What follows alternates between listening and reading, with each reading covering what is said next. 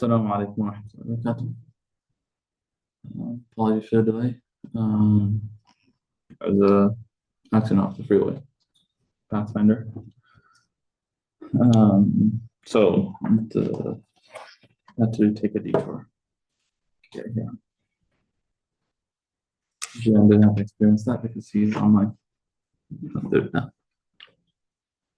Zian, what's up? Seeing you come around. Yeah, give me a second.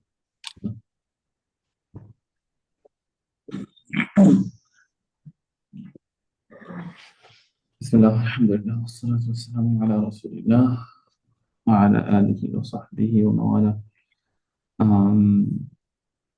Who's presenting today? Is it you today, Zian? Yeah. Okay. Bismillah.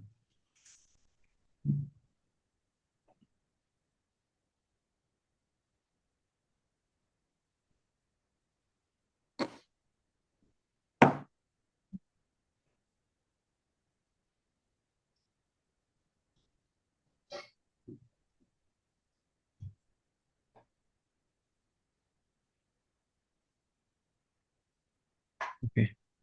I can start.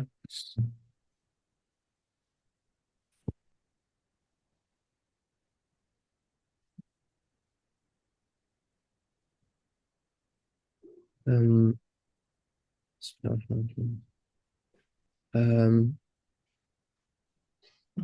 so, so the companion I researched about was Abu Sa'id al-Khudri radiallahu anhu, and he was a well-known companion of the Prophet ﷺ, from the tribe of Al-Khazraj from Medina. His full name is Sa'ad ibn Malik ibn Sinan al-Khazraji al-Khudri. Abu Sa'id is his kunya. So he was from the Khazraj tribe, which was one of the prominent tribes in Medina, and his father was Malik ibn Sinan, who was also a companion of the Prophet ﷺ. So he accepted Islam at a very young age, when the Prophet ﷺ did Hijrah. Um, and he accepted Islam because his father had accepted before him, so his whole family became Muslim. Um, he was at the time of Badr and Uhud.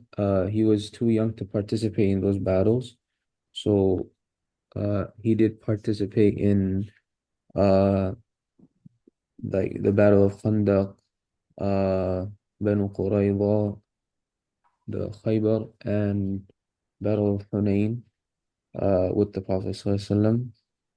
And he was one of the most influential and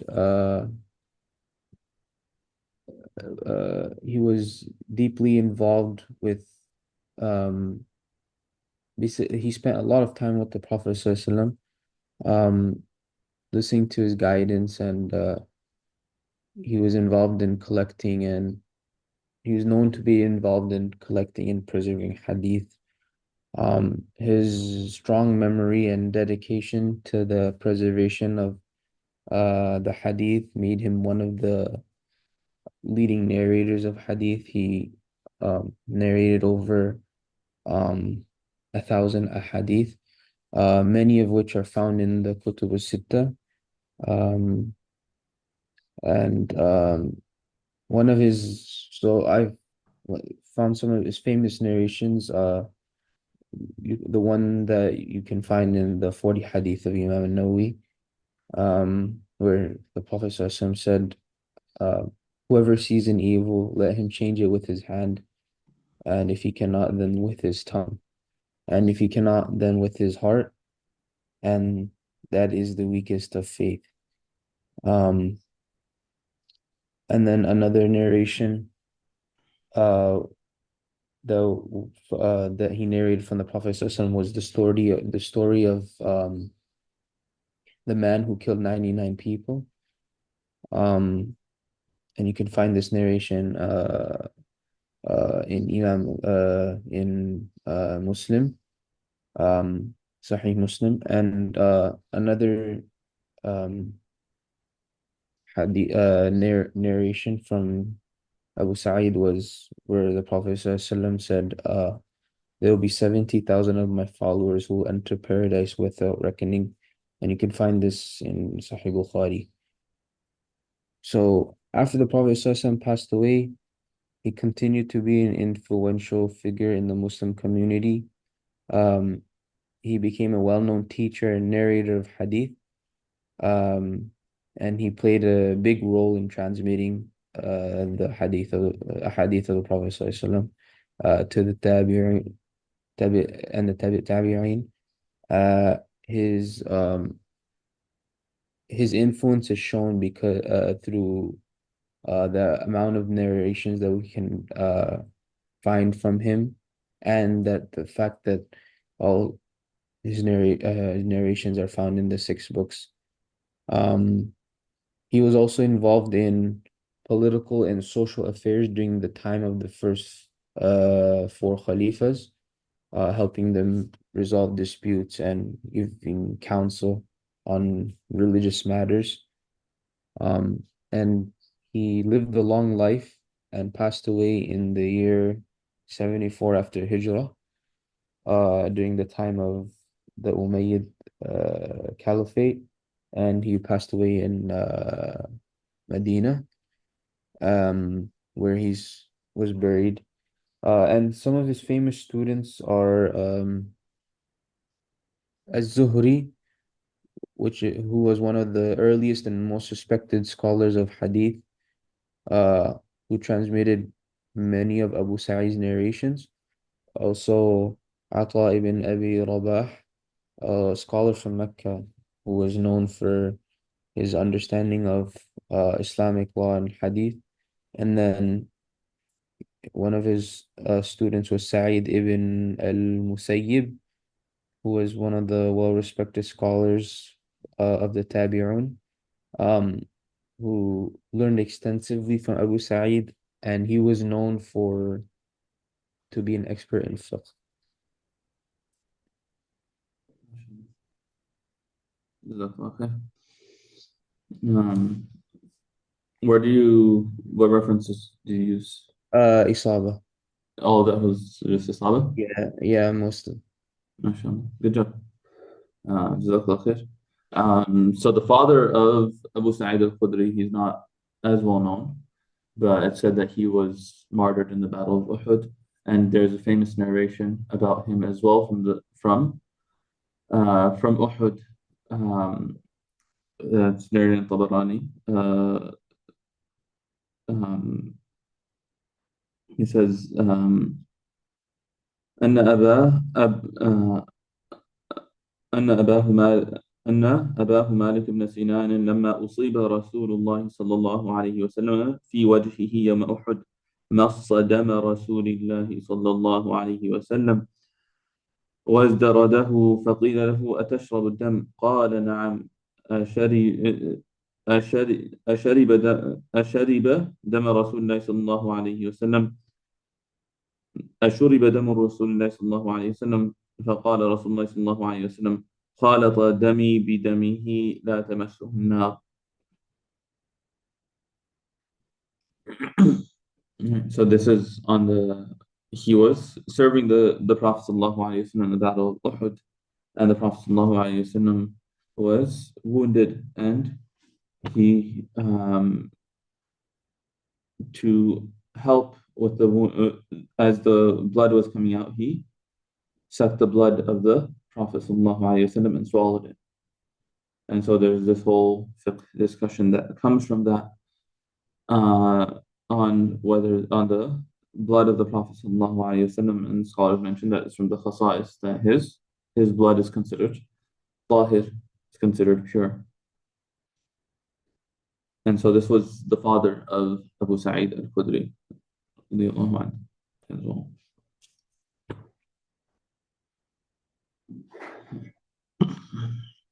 Inshallah, we'll get started. Bismillah, alhamdulillah, salatu wassalamu ala rasulillah. وعلى آله وصحبه ومن والاه. The first chapter is باب في من يطلب بعلمه الدنيا. Allah subhanahu wa ta'ala throughout the Quran, right? Especially when talking about the Banu Israel, talks about those who exchanged their religion for a small price, ثمنا قليلا. يشترون بآيات الله ثمنا قليلا. And you have numerous ayat in this regard. And so Allah subhanahu wa ta'ala is reminding us of that because that is something that we can fall into as well. And so we have to be very careful about our intentions when we're learning, what we're doing with our knowledge, what our purpose of learning our knowledge is, and how we're using the knowledge that we have. And so we have to learn it with the right purpose, with the right intention, and we have to use it for good purposes. And so this first chapter talks about that. Faraz, why don't you get us started? If you could come over here. عن ابي بكر بن مقداد وبسند متصل من الامام الحافظ بن حماد ابي عيسى محمد بن عيسى بن سورة الترمذي رحمه الله المتوفى سنة سنة 79 مئة وسبعين ومئتين 79 و200 ومتعنا بعلومه ونفعه آمين. وبيقال حدثنا. So you already said وبالسند, so وبه is shorthand for وبالسند المتصل منه. So you don't need to say وبه again. Okay. So قال باب في من يطلب بعلم الدنيا قال حدثنا أبو الأشعث. So now you're reading a hadith, so you say وبه. وبيقال حدثنا أبو الأشعث أحمد بن المقدام العجلي البصري قال حدثنا أمية بن خالد قال حدثنا إسحاق بن يحيى بن طلحة قال حدثني ابن كعب بن مالك عن أبيه رضي الله عنه قال سمعت رسول الله صلى الله عليه وسلم يقول من طلب العلم ليجاري به العلماء أو ليماري به السفهاء ويصرف به وجوه الناس إليه أدخله الله النار. هذا حديث غريب لا نعرفه إلا من هذا الوجه. وإسحاق بن يحيى بن طلحة ليس بذاك القوي عندهم تكلم فيه من قبل حفظه. وبيقال حدثنا نصر بن علي قال حدثنا محمد بن عباد الهنائي قال حدثنا علي بن المبارك عن أيوب السختياني عن خالد بن دريك عن ابن عمر رضي الله عنهما وعنهما أن النبي صلى الله عليه وسلم قال من تعلم علما لغير الله أو أراد به. This would be for شك. أو قال أراد به غير الله فليتبوأ مقعده من النار. So Ka'b ibn Malik in the first hadith, that is Ka'b ibn Malik, he's a Sahabi, Ibn Ka'b ibn Malik, narrated from his father, who's Ka'b ibn Malik, the famous Sahabi who has the story of from the Battle of Tabuk.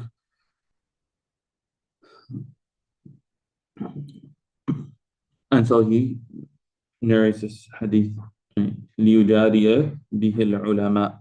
جارى يجاري المعارضة literally means ليقاوم به العلماء. In the footnote. To compete with the علماء. المعارضة في الجري. وقيل هي المفاخرة وجعلوا نفسه مثل غيره. So competing with the scholars, that you want to get ahead, you want to become bigger, you want to become more famous. يُمَارِيَ بِهِ السُّفَهَاء, or to argue with the foolish people. You want to become, you want to have the strongest arguments, you want to disprove people. وَيَصْرِفَ بِهِ وُجُوهَ النَّاسِ, and turn the people's faces to you. You want attention, you want following, you want people's recognition, you want to post about the things that you're doing and your accomplishments and all these things. أَدْخَلَهُ اللَّهُ النَّارِ. If that is your purpose of learning, then you will be entered into paradise, into the hellfire. Allah subhanahu wa ta'ala protect us. So we also always have to be careful. We have to be always have to be cautious, and we have to hold ourselves to a higher standard. Right?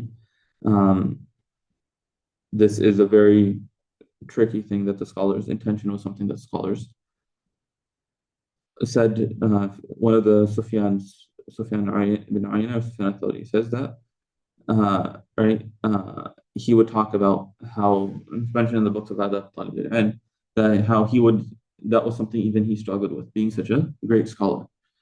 And you have so many scholars. If you look in the books of the etiquettes of the student of knowledge, you look at the section on intention, and you'll see numerous quotations of scholars and their struggles with seeking knowledge. There's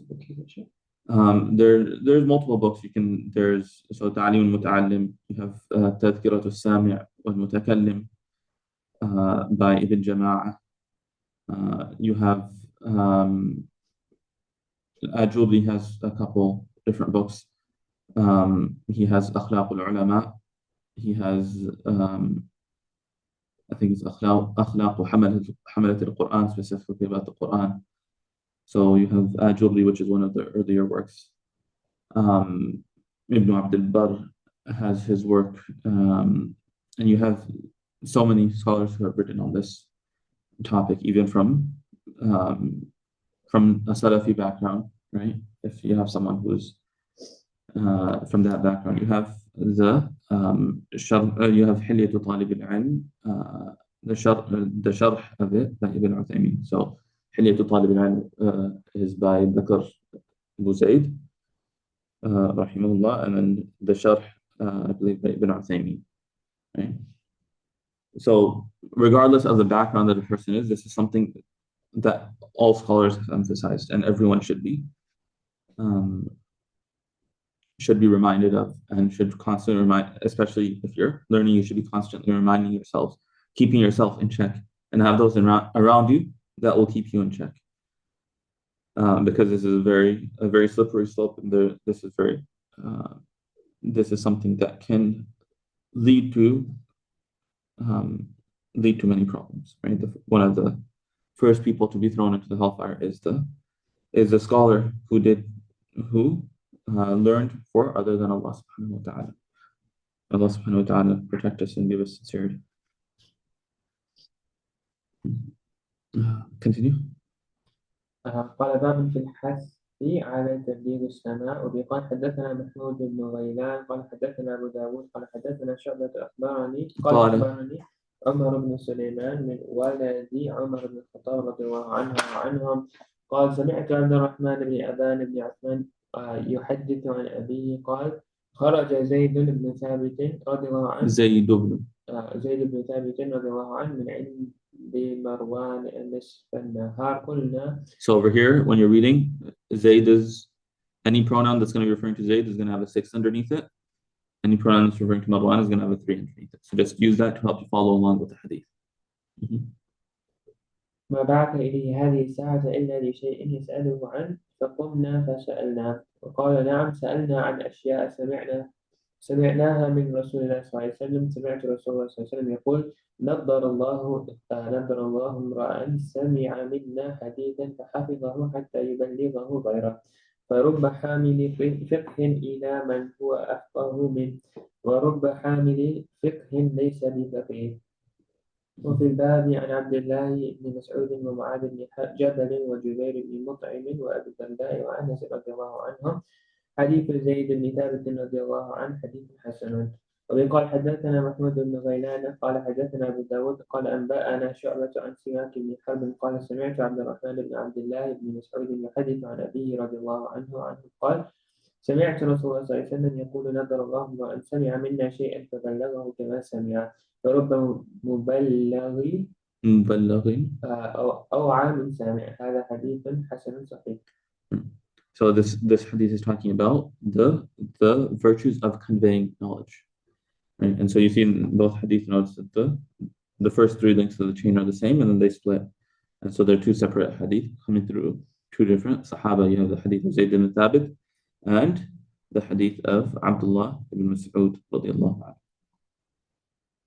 anhu. Right? And so this is نضر الله, may Allah enlighten, may Allah beautify the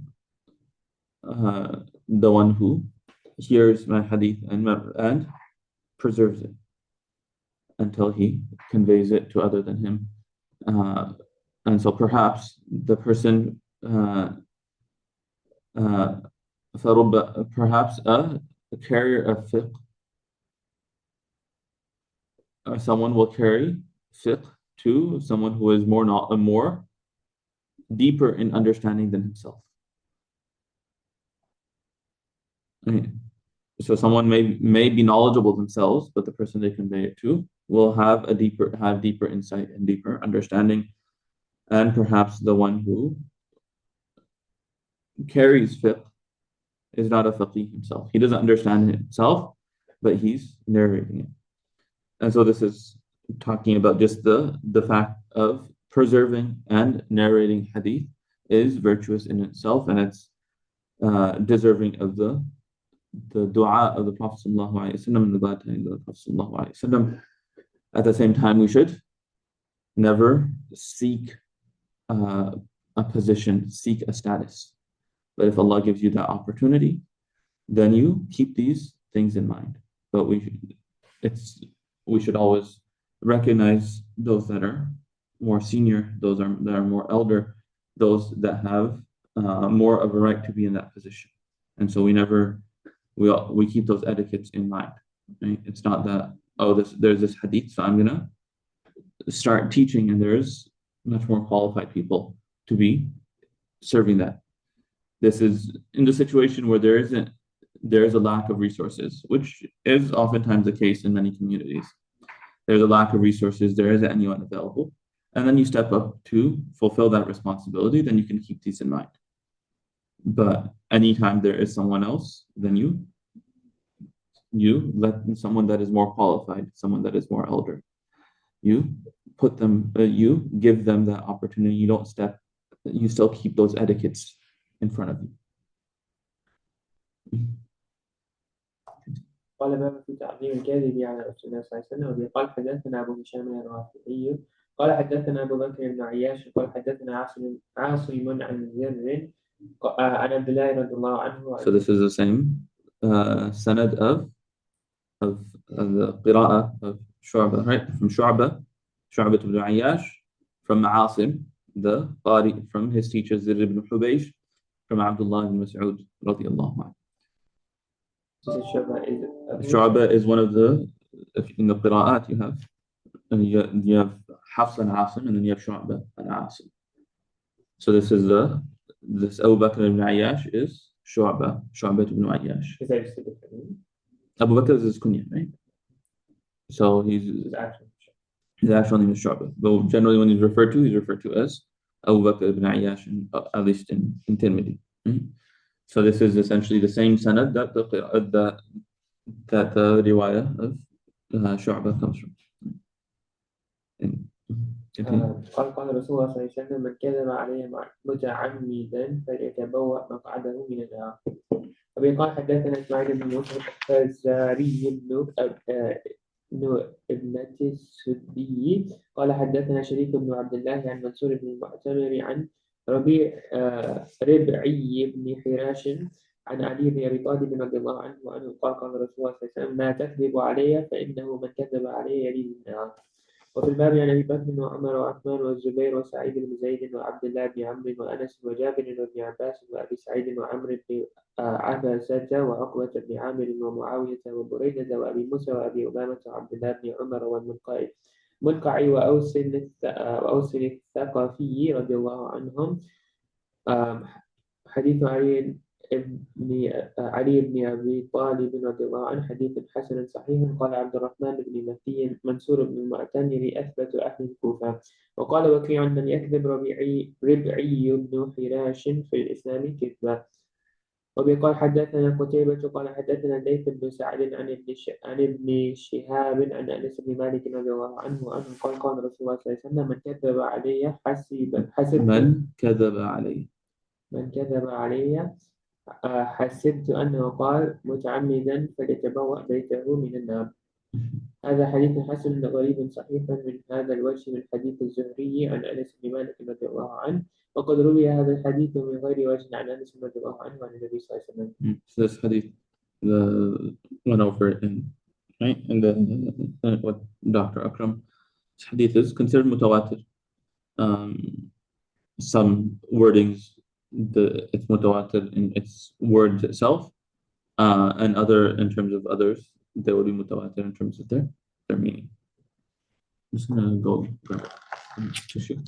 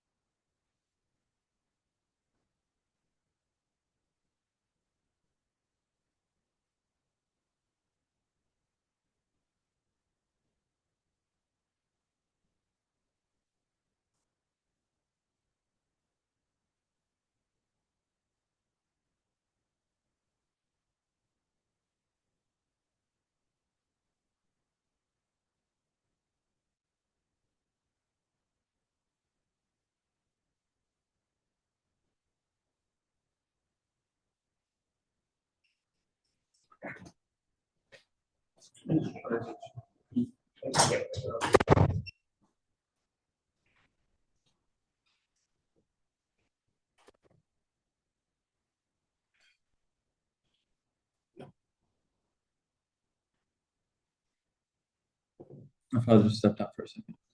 Wait. How you doing, Zian? Alhamdulillah, how are you, Sheikh? Alhamdulillah. How's school? It's alright, just midterm week. Oh, mashallah. You have 1 year left, right? No, like half year. Okay. Mashallah. You're mechanical? Mechanical? No, data science. Data science. You're not interning at Bracco?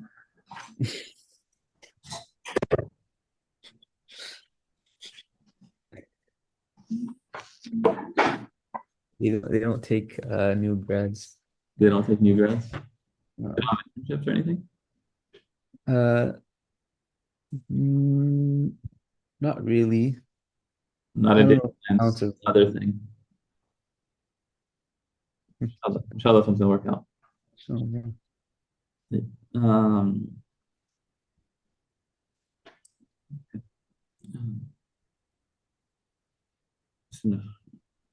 okay. Zian, why don't you read from here?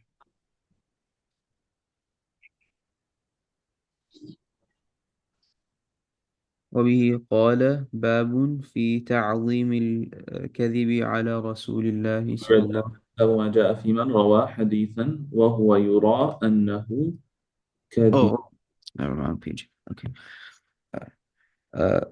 وبه قال باب ما جاء في من روى حديثا وهو يرى أنه كذب. وبه قال حدثنا بندار قال So this حدثنا is Bundar is the nickname, you can say, the laqab of Muhammad ibn Bashar. He's a narrator you see again and again. He's one of the main teachers that Imam Tirmidhi narrates from in his Jami'. So Bundar is his laqab. Sheikh, so how come the same authors use different names for the same people? Because it's not, are they narrating the chains that they heard? So he's narrating from his teacher. So sometimes he narrates, like, I'm not sure. This will be his direct teacher. So he's saying that I heard from him. So that his teacher or whoever, someone else in the chain referenced that person. That wouldn't be the case over here because it's his direct teacher. Later on in the chain, that may be the case. If it was somewhere in the middle of the chain and the name was different. When it's his direct teacher, he's the one who's stating حدثنا بندار, right? Okay. Versus حدثنا Muhammad ibn Bashar, right? It may be for brevity's sake, um, because saying Bundar versus Muhammad ibn Bashar, it could be a way of respect. It could be for numerous reasons. I'm not exactly He sure. does say Muhammad ibn Bashar. He says Muhammad ibn Bashar. We come across it multiple times already. So he says Muhammad ibn Bashar, but once in a while he'll say Bundar. I'm not sure exactly why that is the case, but we've come across it before.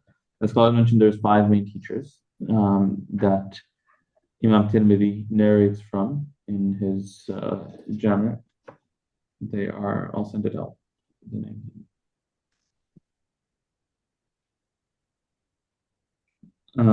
And these are the next biographies that um,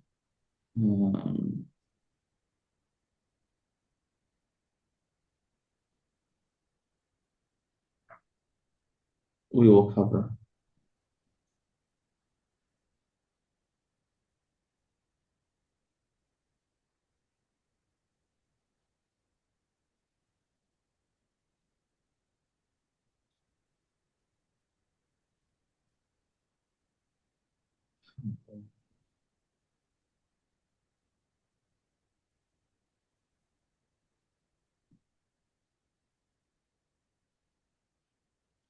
Seven, four.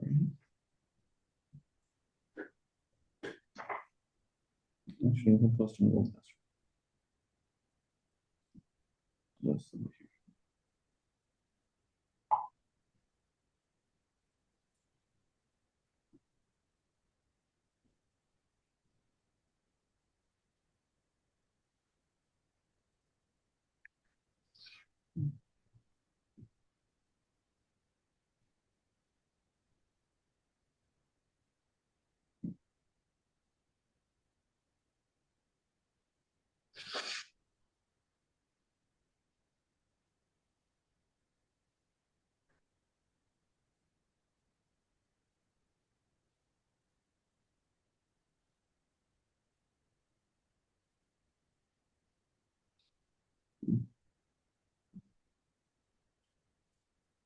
So we can divide it up. But so you have Qutaybah ibn Sa'id al-Baghlani, Muhammad ibn Bashar, Mahmud ibn Ghaylan, Hannad ibn Sari, and Ahmad ibn Mani. So those are the five that you'll see the most often in Imam Tirmidhi's Jami'. And so those are the next biographies that we'll cover. I think we have one more, Sahaba bio. So there's five of them. Zainab is doing the last one. So we'll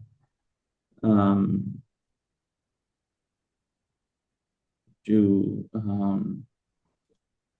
let's just do this right now. Qutaybah ibn Sa'id,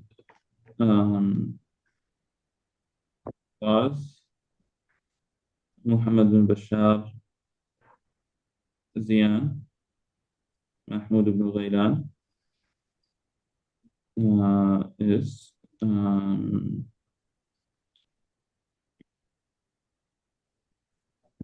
Zainab, and then Hannad ibn Sari will be Afraz, and Ahmad ibn Mani will be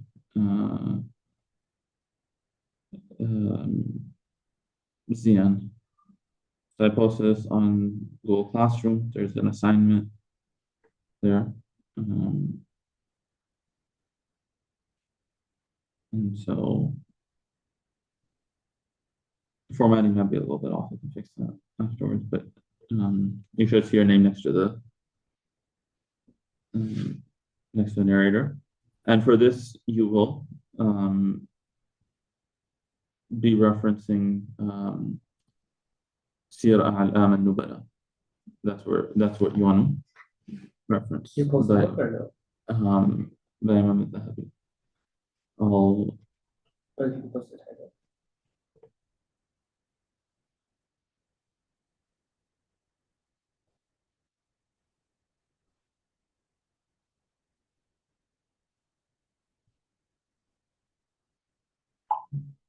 Mm. Um, so you can find that's the main book that you would reference. I will share another PDF on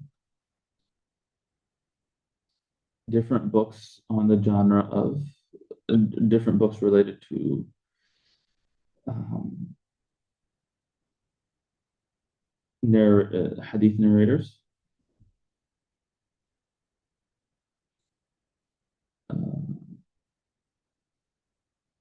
So you can, this book, if you want to reference it, it will tell you the different genres and different books about hadith narrators if you want to look into it in more detail.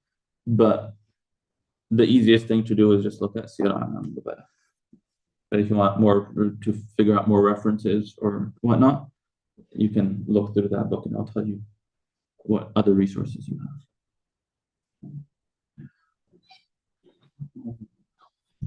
The presentations are not too much, are they? Once every 3 weeks. Okay. So that was that. Okay. Let me go ahead and read from the beginning. وبه قال حدثنا بندار. وبه قال حدثنا بندار قال حدثنا عبد الرحمن بن مهدي قال حدثنا سفيان عن حبيب بن أبي ثابت عن ميمون بن أبي شبيب عن المغيرة بن شعبة رضي الله عنه عن النبي صلى الله عليه وسلم قال: من حدث عني حديثا وهو يرى أنه كذب فهو أحد الكاذبين. وفي الباب عن علي بن أبي طالب. So this can be read in two ways. أحد الكاذبين or أحد الكاذبين. It's read both ways, and that's why it's valid in both ways. Yeah. وفي الباب عن علي بن أبي طالب وسمرة رضي الله عنهما. هذا حديث حسن صحيح. وروى شعبة عن الحكم عن عبد الرحمن بن أبي ليلى عن سمرة رضي الله عنه عن سمرة رضي الله عنه عن النبي صلى الله عليه وسلم هذا الحديث. وروى الأعمش وابن أبي ليلى عن الحكم عن عبد الرحمن بن أبي ليلى عن علي رضي الله عنه عن النبي صلى الله عليه وسلم. وكأن حديث عن عبد الرحمن بن أبي ليلى عن سمرة رضي الله عند أهل الحديث أصح. قال: سألت عبد الله. Let's look at this one so far. Whoever narrates a hadith from me and he considers it to be a lie, or he thinks that it may be a lie. He thinks that it may be a lie, then he is either one of the liars or one of the two liars. So one of the two liars meaning just because he's narrating it, if he's pretty certain that it's a lie and he still narrates it, then he is also a liar because he shouldn't be narrating something he knows is a lie unless he's doing it to tell people that this is a lie and you should know that this is a lie. So one of the two liars, or ahadul kadhibin, he's from amongst the liars. But the dual is, as we mentioned in the footnote, he says بِلَفْظِ الْجَمْعِ أَشْهَرُ مِنْ لَفْظِ التَّثْنِيَةِ. The plural is more common, but both are narrated. So one of the two liars. So one of the two liars, the person who said the lie, the person he got the lie from, that person is lying. And now he is narrating it, so he's also a liar. So he's one of the two liars. Or in the plural, he's amongst the liars, essentially. So you have this hadith, right?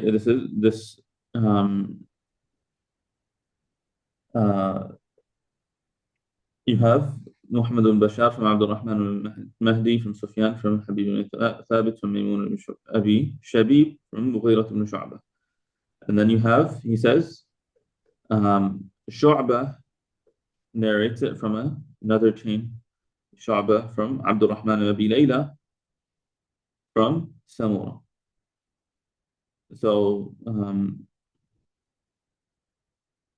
this is another chain, as well as you have A'mash from Abdurrahman Abi Layla from Hakam.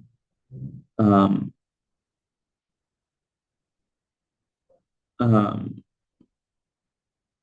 and so you have basically this hadith is narrated from, you have the hadith of Mughira ibn Shu'bah, you have the hadith of Samurah, and the hadith of Ali radiallahu anhu.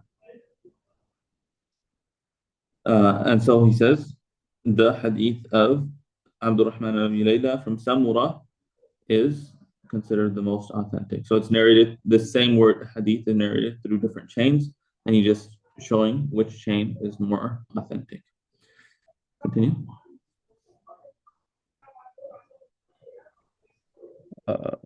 continue.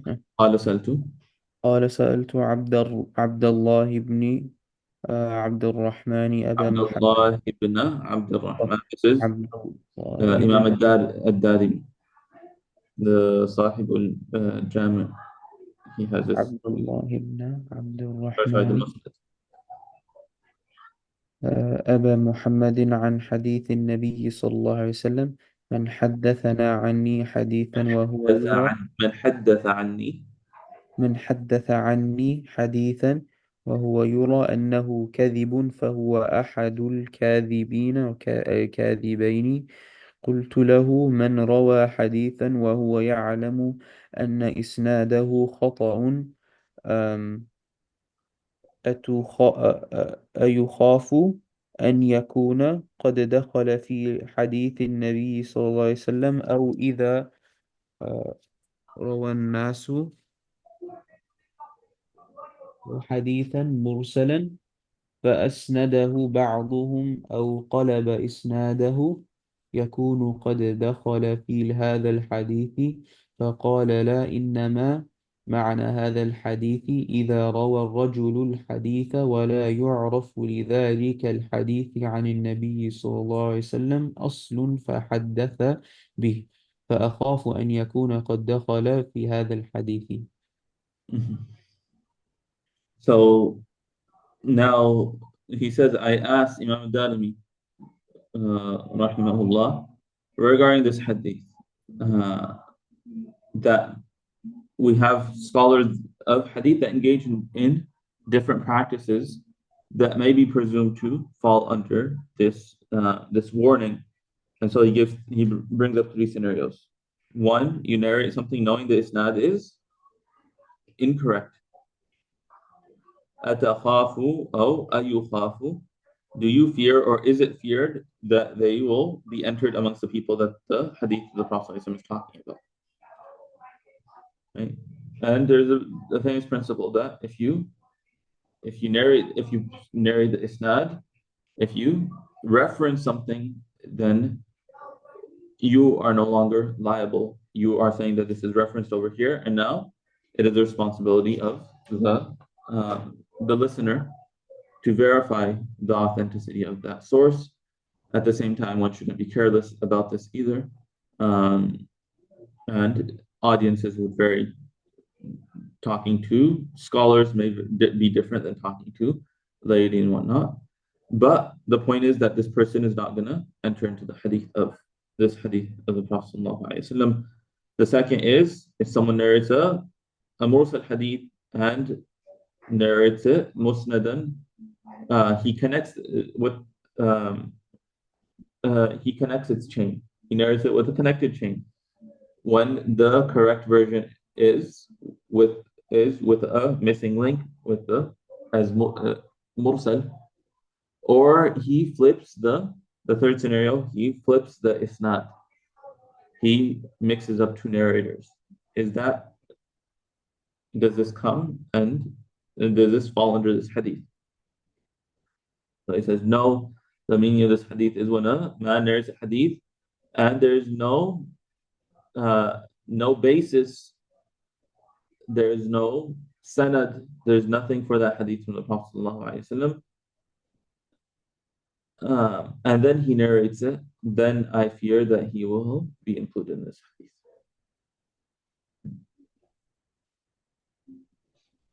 Continue. وبه قال باب ما نهي عنه أن يقال عند الحديث رسول الله صلى الله عليه وسلم عند حديث رسول الله صلى الله عليه وسلم. عند حديث رسول الله صلى الله عليه وسلم. وبه قال حدثنا قتيبة قال حدثنا سفيان بن عيينة عن محمد بن المنكدر وسالم أبي النضر عن عبيد الله بن أبي رافع عن أبي رافع رضي الله عنه وغيره رفعه قال لا ألفين أحدكم متكئا على أريكته يأتيه أمر مما أمرت به أو نهيت عنه فيقول لا أدري ما وجدنا في كتاب الله اتبعناه. هذا حديث حسن. وروى بعضهم عن سفيان عن ابن المنكدر عن النبي صلى الله عليه وسلم مرسلا وسالم أبي النضر عن عبيد الله بن أبي رافع عن أبيه رضي الله عنه عن النبي صلى الله عليه وسلم. وكان وكان ابن عيينة إذا روى هذا الحديث على الانفراد بين حديث محمد بن المنكدر من حديث سالم أبي النضر وإذا جمعهما روى هكذا. وأبو رافع رضي الله عنه مولى النبي صلى الله عليه وسلم اسمه أسلم. So لا ألفين, right? I shouldn't find. In the footnote, لا أجدن. I shouldn't find any one of you reclining on his couch. And a command, which I have commanded, or a prohibition, or something that I have prohibited against, comes to him, and he says, "I don't know. We have not found it in the book of Allah. Whatever we find in the book of Allah, we follow it." And this is a famous hadith that comes and is used as one of the responses to the hadith rejectors, those who reject the authority of the Sunnah. And so there has to be that level of respect with the hadith of the Prophet ﷺ, the statements of the Prophet ﷺ. You have the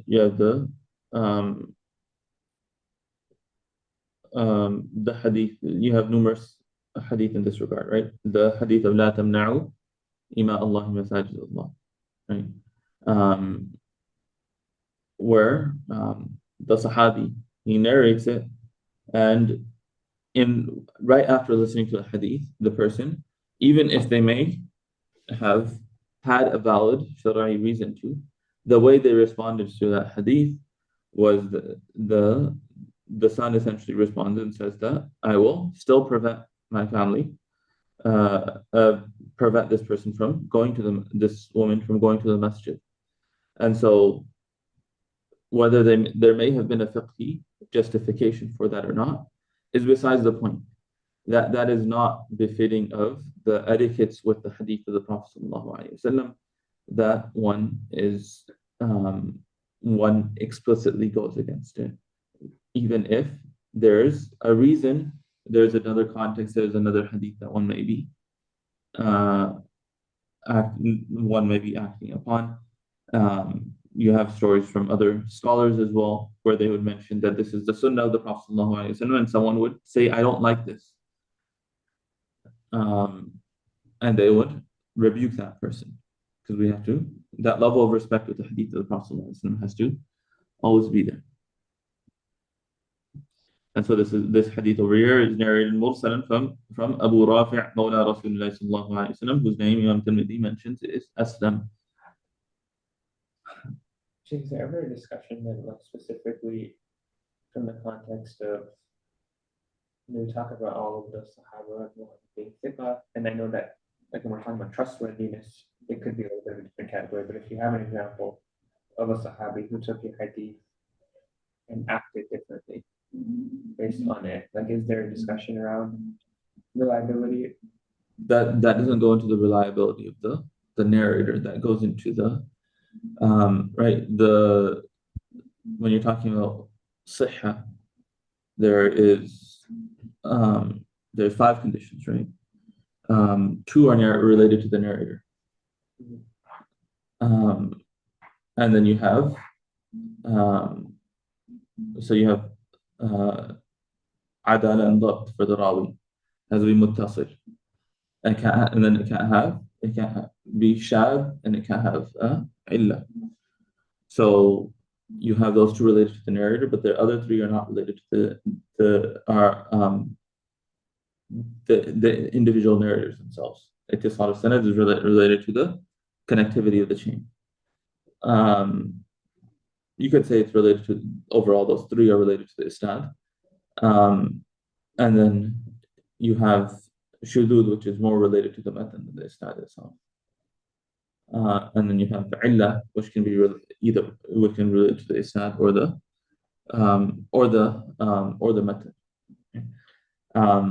So this would be more in terms of, you would consider it may fall under it may be considered shadh, it may be considered mansukh. So that goes more into dealing with ta'arud and usul in terms of the understanding of the nusus, not the authenticity of the nas itself. But you're saying that's in the case that they did have a different understanding, right? But like, so I know Adala is in relationship to they, for example, intentionally lie in the examples, but could you make the case that like it's related to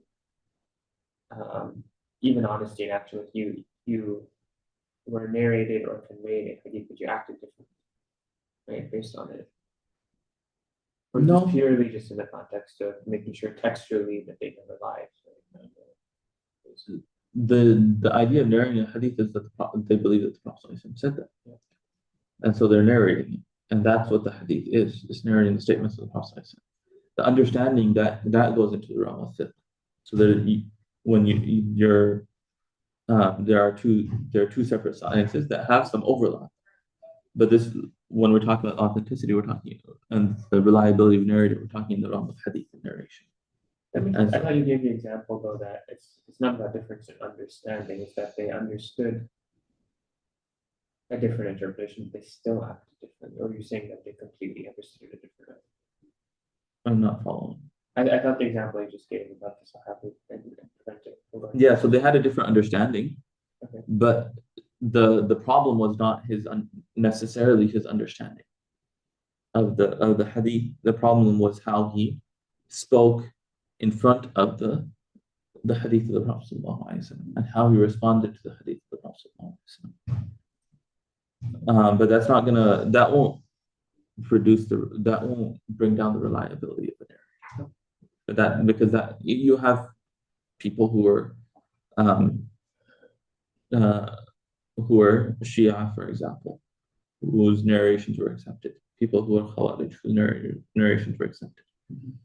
And so when talking about authenticity, we're talking about reliability, and how much we can trust that they're actually telling the truth, and they're correctly narrating the words, and the understanding is going to be in the realm of fiqh.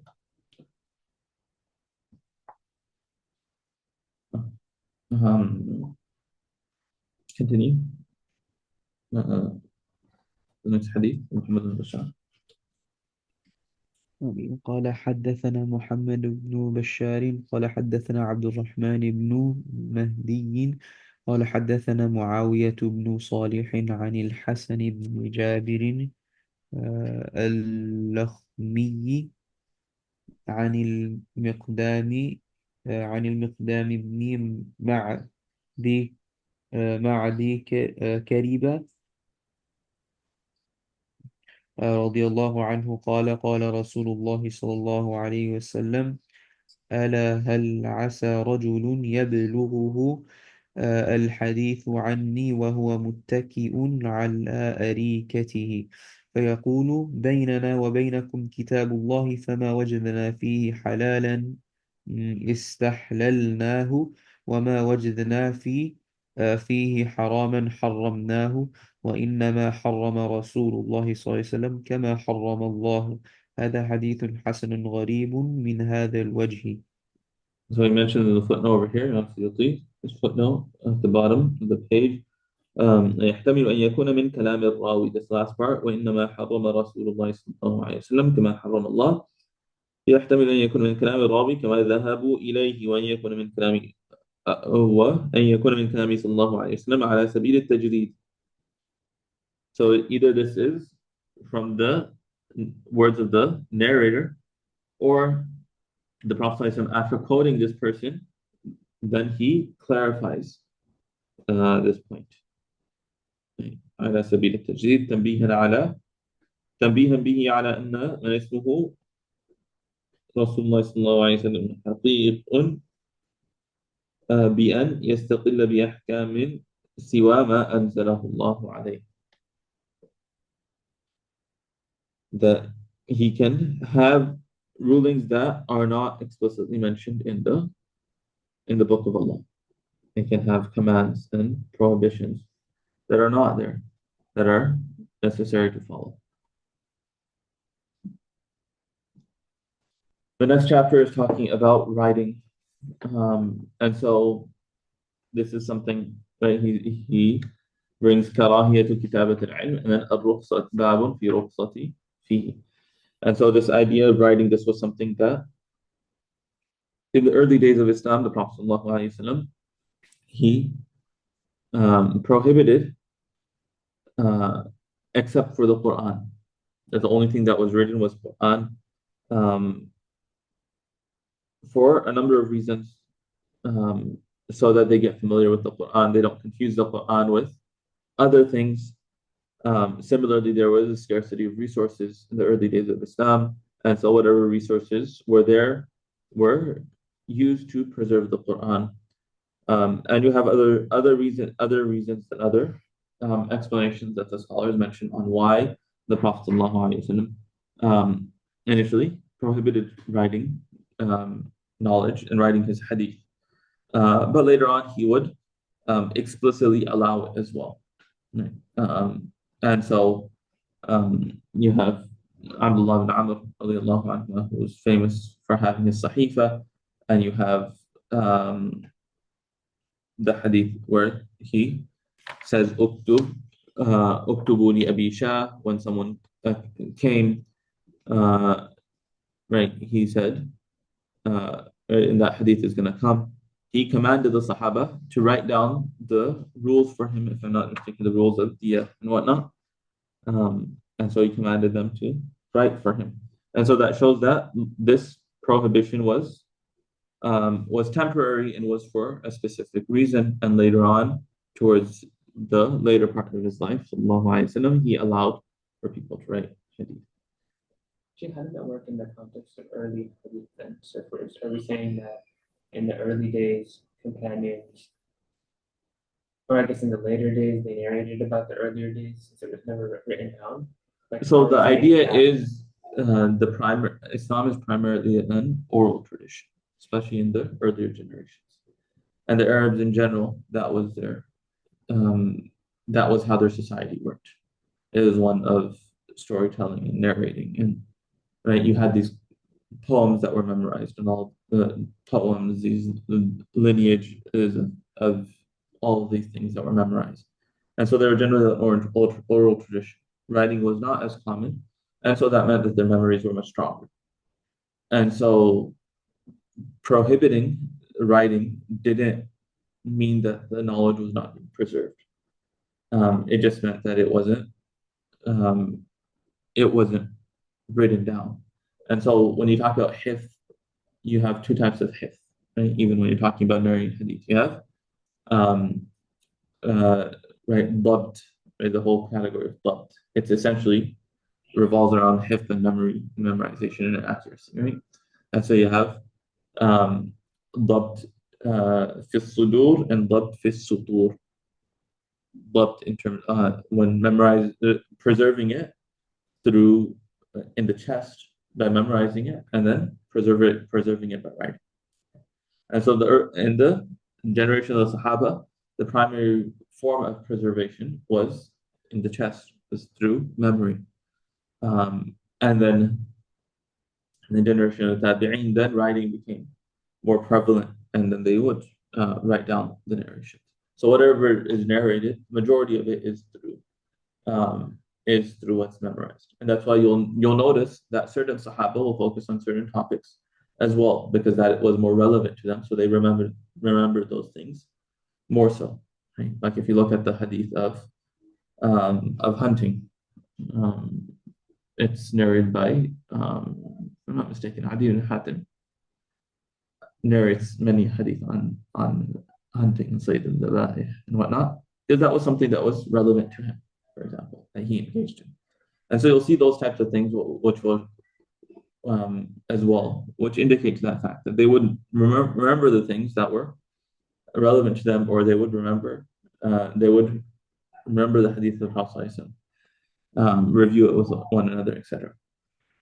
And so that's how it was preserved for the most part during the generation of the Sahaba. So just so I understand it correctly, when we're talking about these books, for example, like Jami' al-Tirmidhi or Sahih Bukhari, etc., we're saying that they're still writing and reporting the oral traditions from the early days, correct? Right? Or are we saying that there's gaps? Yeah, exactly. They're still writing. So exactly. So those hadith during the time of the Sahaba, they would narrate orally. They didn't have much of it written down. In the time of the Tabi'un, they would write it down. Right? They started writing it down. There was still a mix, right? There would be some that would still just memorize. There would be some that would write it down. And in the later generation of Tabi'un and the Tabi'in, then it became much more common to write it down as well. Yeah, there's still a gap that I have in relation to the Hanafi story. So we talked about in our other classes, the Hanifa taking primarily from the opinions of Mas'ud radiallahu anhu. But we talked about how that's in contrast to the later Hanafis that then relied on the textual hadith to basically trace back and codify the hadith. Okay. So how do you reconcile it? Are we saying that the reason that you can't use the textual basis alone to justify Imam Hanifa's strength? Are we saying that there were oral or like traditions like that were done through action that were not written and conveyed, or are we simply saying that those have weaker chains, but we know that they came from their own place? So this is a deeper discussion in usul, and scholars mention different reasons, right? Why scholar there? This goes into usul, asbab al-ikhtilaf, and whatnot. So you have the idea of those are different reasons, different. Those are the primary proofs of the Hanafi madhab, you can say, right? You're talking about the hadith. No, so saying that Imam Abu Hanifa generally takes from Ibn Mas'ud, that those aren't the primary proofs of the Hanafi madhab. Those are that's talking about the intellectual heritage of the madhab. The basis of the madhab, you can say, in a generic sense. But that doesn't mean that's always the case. He doesn't always take from Ibn Mas'ud. Sometimes he takes from Ali radiallahu anhu, sometimes he takes from other Sahaba. But this argument has been made that generally you had localized schools, right? And so you had just like you had the people of Medina, you had the people of Iraq that had their specific practices. And so that argument of ta'amul has been made as well by some, but that's not the most prominent view. And so there are proofs for the Hanafi position, and with any scholar, there will be certain proofs there may be certain positions that seem a little weak, some that seem a little bit stronger, but the hadith are the primary proofs. It's just how we understand those hadith in light of the general corpus, in light of what the Quran tells us is going to vary. So the idea is that the proofs are the hadith themselves. The proofs are the ayah themselves. It's just a difference in understanding, and the difference in understanding could stem from how you a big reason for that is how you reconcile between the hadith. And there's a possibility that some mentioned that there is that possibility that maybe a hadith didn't reach that particular scholar at that earlier time. But this it goes into the general topic of asbab al-ikhtilaf. Why do scholars differ? And there are 8 reasons. There's a book by Mustafa Al-Khin. He mentions 8 different reasons why scholars differ. Right? I don't remember all 8 off the top of my head. But it stems from that. So the hadith, the Quran, and the Sunnah are the primary proofs. It just they differ, and the scholars are going to differ in their understanding of this. That makes sense, but we do have examples where we say, for example, the Ahnaf act on what the Shafi'is consider a weak hadith. So like it's not just about the strength of the hadith. What you're saying is in Kufa, wherever the schools were established. So there is also the discussion of there's ikhtilaf in tasheeh and tad'if. Tasheeh and tad'if itself is an ijtihad. Right. But basically what we're saying is that was the prevalent Sahih understanding. No, so that would not necessarily be considered weak by the Ahnaf. Correct. Because that was what was being taught in your schools. No, not because that was what was being taught. It's just a different criteria. For example, the Mursal Hadith. That's a famous difference of opinion. The Hanafis are more accepting of Mursal narrations. And so if a Mursal narration is considered authentic, to Hanafis, it may not be considered authentic to the Shafi'is. And so it would be accepted. And it would be just, one would say, the Shafi'is would say it's weak, the Hanafis would say it's authentic, and that's the end of it. So the reason for the ikhtilaf itself is a ikhtilaf in the tasheeh and tad'if of the hadith itself. That makes sense. So and this is a whole asbab al-ikhtilaf is a whole discussion that modern scholars have had in more detail. Yeah, it goes back to pieces of it, right? Like sometimes we're told about like purely only looking at the textual sources, or purely looking at the fact that we've inherited from the story, but in reality, you still have to look at the entirety of the picture. Yeah, exactly. That's why you have to. The madhab is an entire framework, right? And so you have to look at it holistically.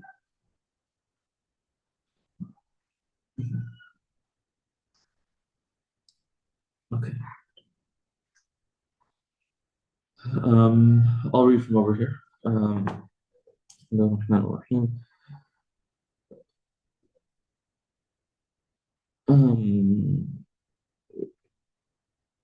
وبه قال باب ما جاء باب في كراهية كتابة العلم. وبه قال حدثنا سفيان بن وكيع قال حدثنا ابن عيينة عن زيد بن أسلم عن أبيه عن عطاء بن يسار عن أبي سعيد رضي الله عنه أنه قال استأذنا النبي صلى الله عليه وسلم في الكتاب فلم يأذن لنا، وقد روي هذا الحديث من غير هذا الوجه أيضا عن زيد بن أسلم رواه همام عن زيد بن أسلم. قال باب في الرخصة في وبه قال حدثنا قتيبة قال حدثنا الليث عن الخليل بن مرة عن يحيى بن أبي صالح عن أبي هريرة رضي الله عنه قال كان رجل من الأنصار يجلس إلى رسول الله صلى الله عليه وسلم فيسمع من النبي صلى الله عليه وسلم حديثا فيعجبه ولا يحفظه، فشكى ذلك إلى رسول الله صلى الله عليه وسلم فقال يا رسول الله إني لا أسمع منك الحديث فيعجبني ولا أحفظه. فقال رسول الله صلى الله عليه وسلم استعن بيمينك، وأومأ بيده الخط. وفي الباب عن عبد الله بن عمرو رضي الله عنه هذا حديث ليس إسناده بذاك القائم. سمعت محمد بن إسماعيل يقول الخليل بن مرة منكر الحديث. And many of these questions that you have that come up, there are things that you're going to have to keep in the back of your mind and look for answers. You're not going to, it may be that it's going to take you time to fully grasp that idea. There are things, there's always going to be gaps, there's always going to be questions. And so you may not get all the answers right away, but you continue learning. That's why you continue learning, right? And you'll find answers, you'll find better answers, you find more clear understanding. Always turn to Allah subhanahu wa ta'ala to guide you to what is correct, making dua, praying to him, etc.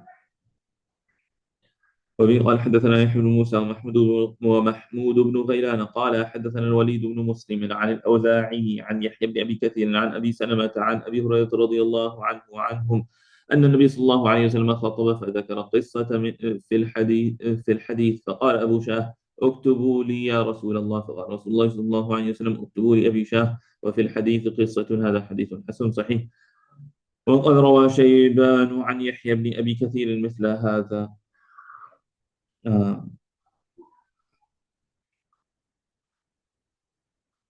So it says وهو هذا ناسخ لحديث النهي عن الكتابة. To relate to this, so it talks about the Prophet spoke or addressed them. One question I always thought about was, if we have certain khutbahs where the Prophet preserved, right, like his general khutbahs, etc. But if we were thinking from, again, a purely rationalist perspective, there had, Jummah every single week. Is there a reason there's not more preserved, or are there and we just don't know that much about them? Everything is not, you can't, every single thing is not preserved. Yeah, but you would think about like khutbahs in particular, right? Like what the Prophet spoke about on Fridays, that you would have a big. Not necessarily. Or is it just maybe you had people who didn't want to be writing during that time? Yeah, I mean, bits and pieces are narrated, and part of it could have been from a khutbah. Just because we don't know that it was said in a khutbah or not doesn't mean it wasn't said in a khutbah. The different hadith that are narrated, just snippets, they could have been from a khutbah. We just don't know, so we can't make that assertion without being sure.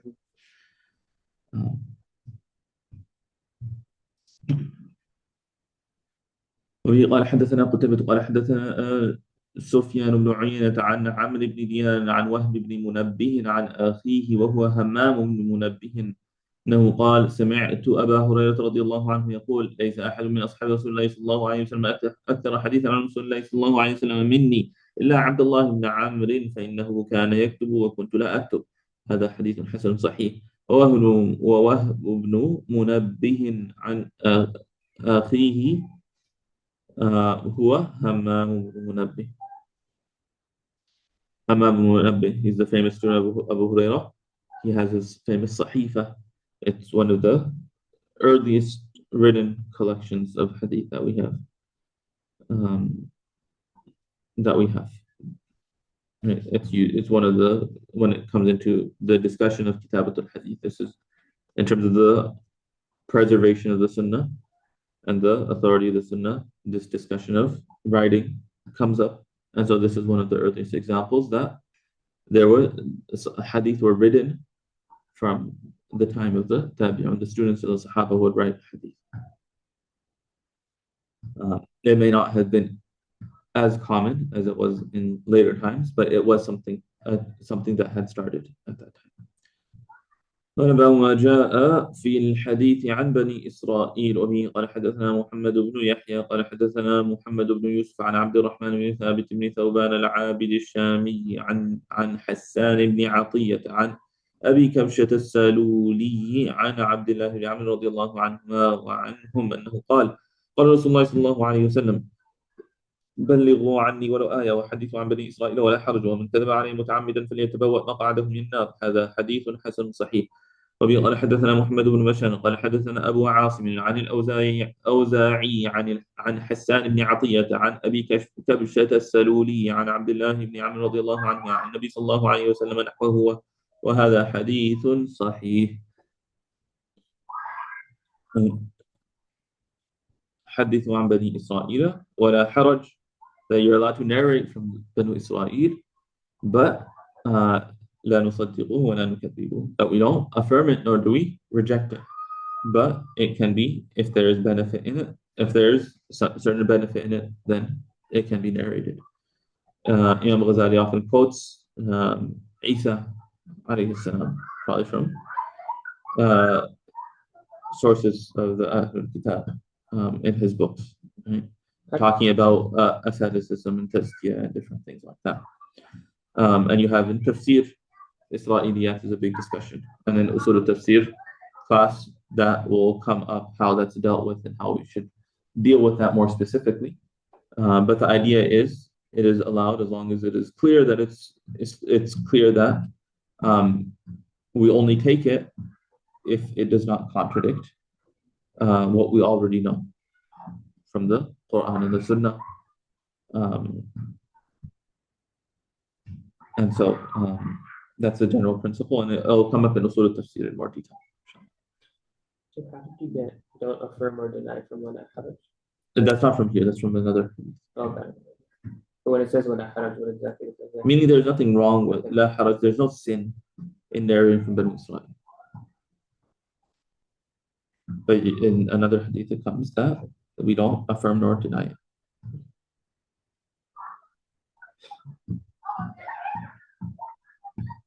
قال باب ما جاء أن الدال على الخير كفاعله.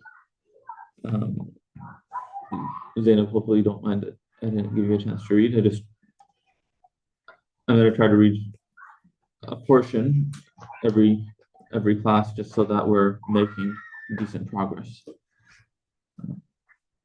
My apologies for that.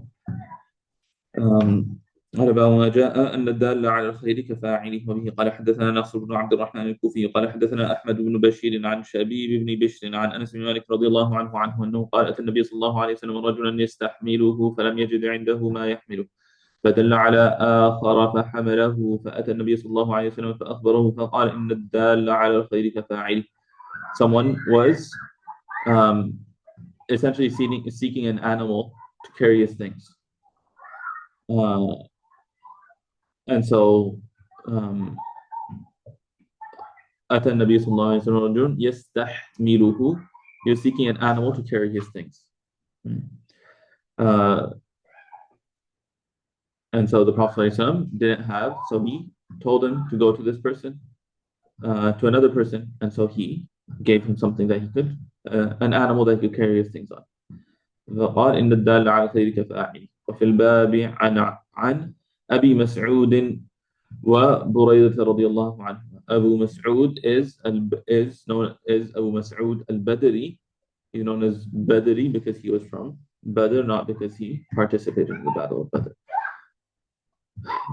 هذا حديث غريب من هذا الوجه من حديث أنس رضي الله عنه عن النبي صلى الله عليه وسلم. وبه قال حدثنا محمود بن غيلان قال حدثنا أبو داود قال أنبأنا شعبة عن الأعمش أنه قال سمعت أبا عمرو الشيباني يحدث عن أبي مسعود البدري رضي الله عنه أن رجلا أتى النبي صلى الله عليه وسلم يستحمله فقال إنه قد أبدع بي. فقال رسول الله صلى الله عليه وسلم إيتي فلانا فأتاه فحمله. فقال رسول الله صلى الله عليه وسلم من دل على خير فله مثل أجر فاعله أو قال عامله. هذا حديث حسن صحيح. وأبو عمرو الشيباني اسمه سعد بن إياس. وأبو مسعود البدري رضي الله عنه اسمه عقبة بن عمرو. وبه قال حدثنا الحسن بن علي الخلال قال حدثنا عبد الله بن نمير عن الأعمش عن أبي عمرو الشيباني عن أبي مسعود رضي الله عنه عن النبي صلى الله عليه وسلم نحوه وقال مثل أجر فاعله ولم يشك فيه. In the previous hadith there was shak that says فاعله أو عامله, and so he brings this narration to clarify what the more accurate wording is, because there's another narration without shak. So he just brings that to highlight that point. He translated it, not this one, the previous one, Indeed, the one who indicates towards good, towards something good, is like its doer. And then you have من دل على خير فله مثل أجر فاعله. Whoever indicates towards good, then he has a similar reward to the one doing it or the one acting upon it.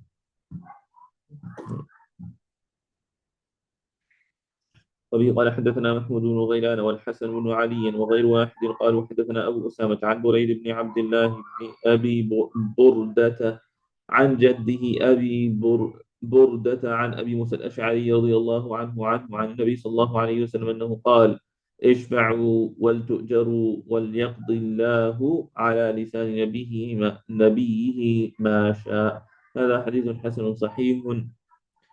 وبريد بن عبد الله بن أبي بردة بن أبي موسى قد روى عنه الثوري وسفيان بن عيينة. وبريد يكنى أبا بردة هو ابن أبي موسى الأشعري.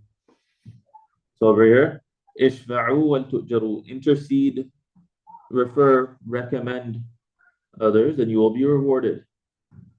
Right? If you recommend someone to be tasked with a good job in a good role, you refer someone to get a job, and they use that to sustain their family and to donate to the community and do all of that. If that was through your referral, then you will be rewarded. وَلْتُؤْجَرُوا, and you will be recorded. You will be rewarded.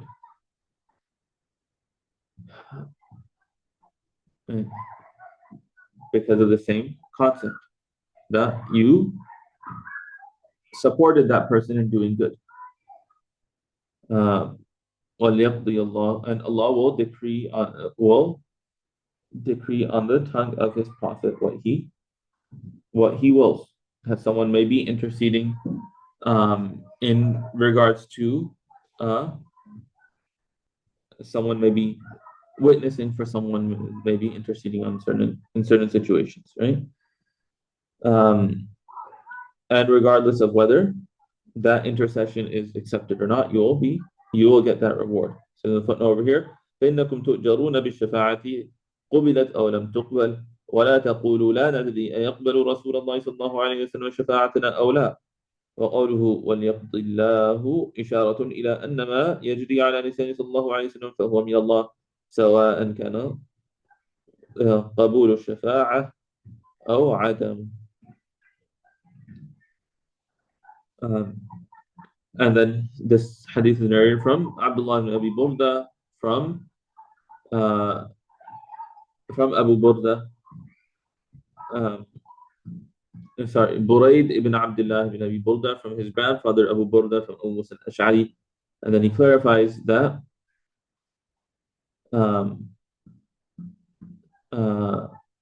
that Burayd is also known as Abu Burda, and he is the son of Abu Musa al-Ash'ari.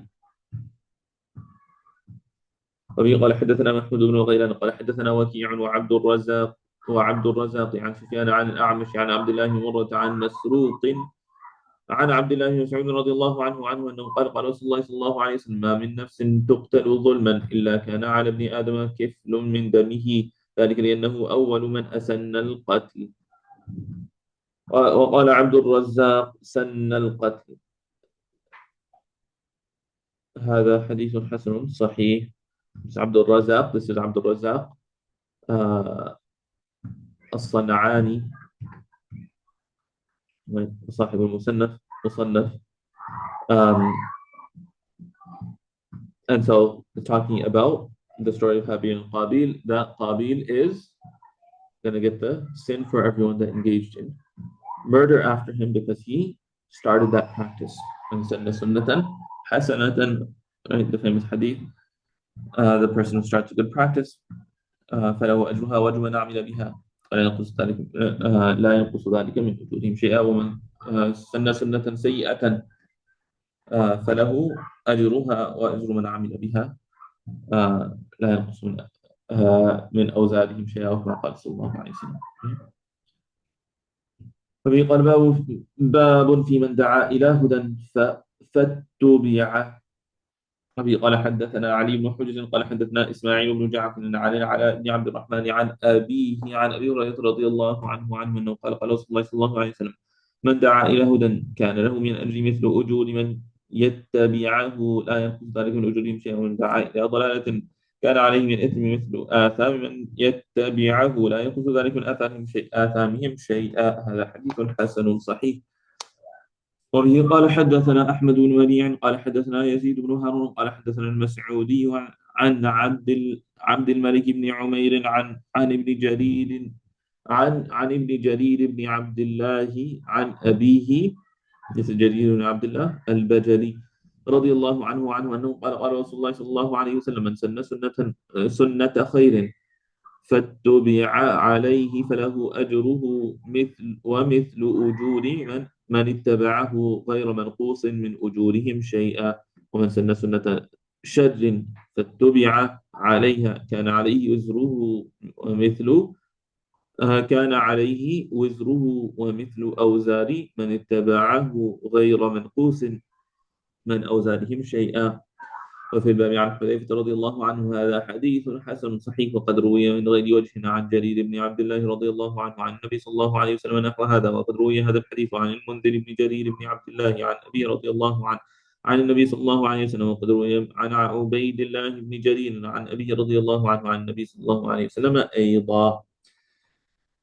So just mentioning over here the different chains, and it's narrated from different sons of Jarir ibn Abdullah. One, it's narrated, you have one narration from Al-Mundhir ibn Jarir and one from Ubaidullah ibn Jarir. And so these are both related to knowledge, because if someone is teaching something, then they are they're guiding people to something. They're pointing people towards something good. And so if someone follows that good, then they will be rewarded. If someone follows in a bad practice that is established, they will get that sin. باب الأخذ بالسنة واجتناب البدعة. قال حدثنا علي بن حجر قال حدثنا بقية بن الوليد. And if there are any questions on anything that comes up, any questions on the translation, feel free to ask.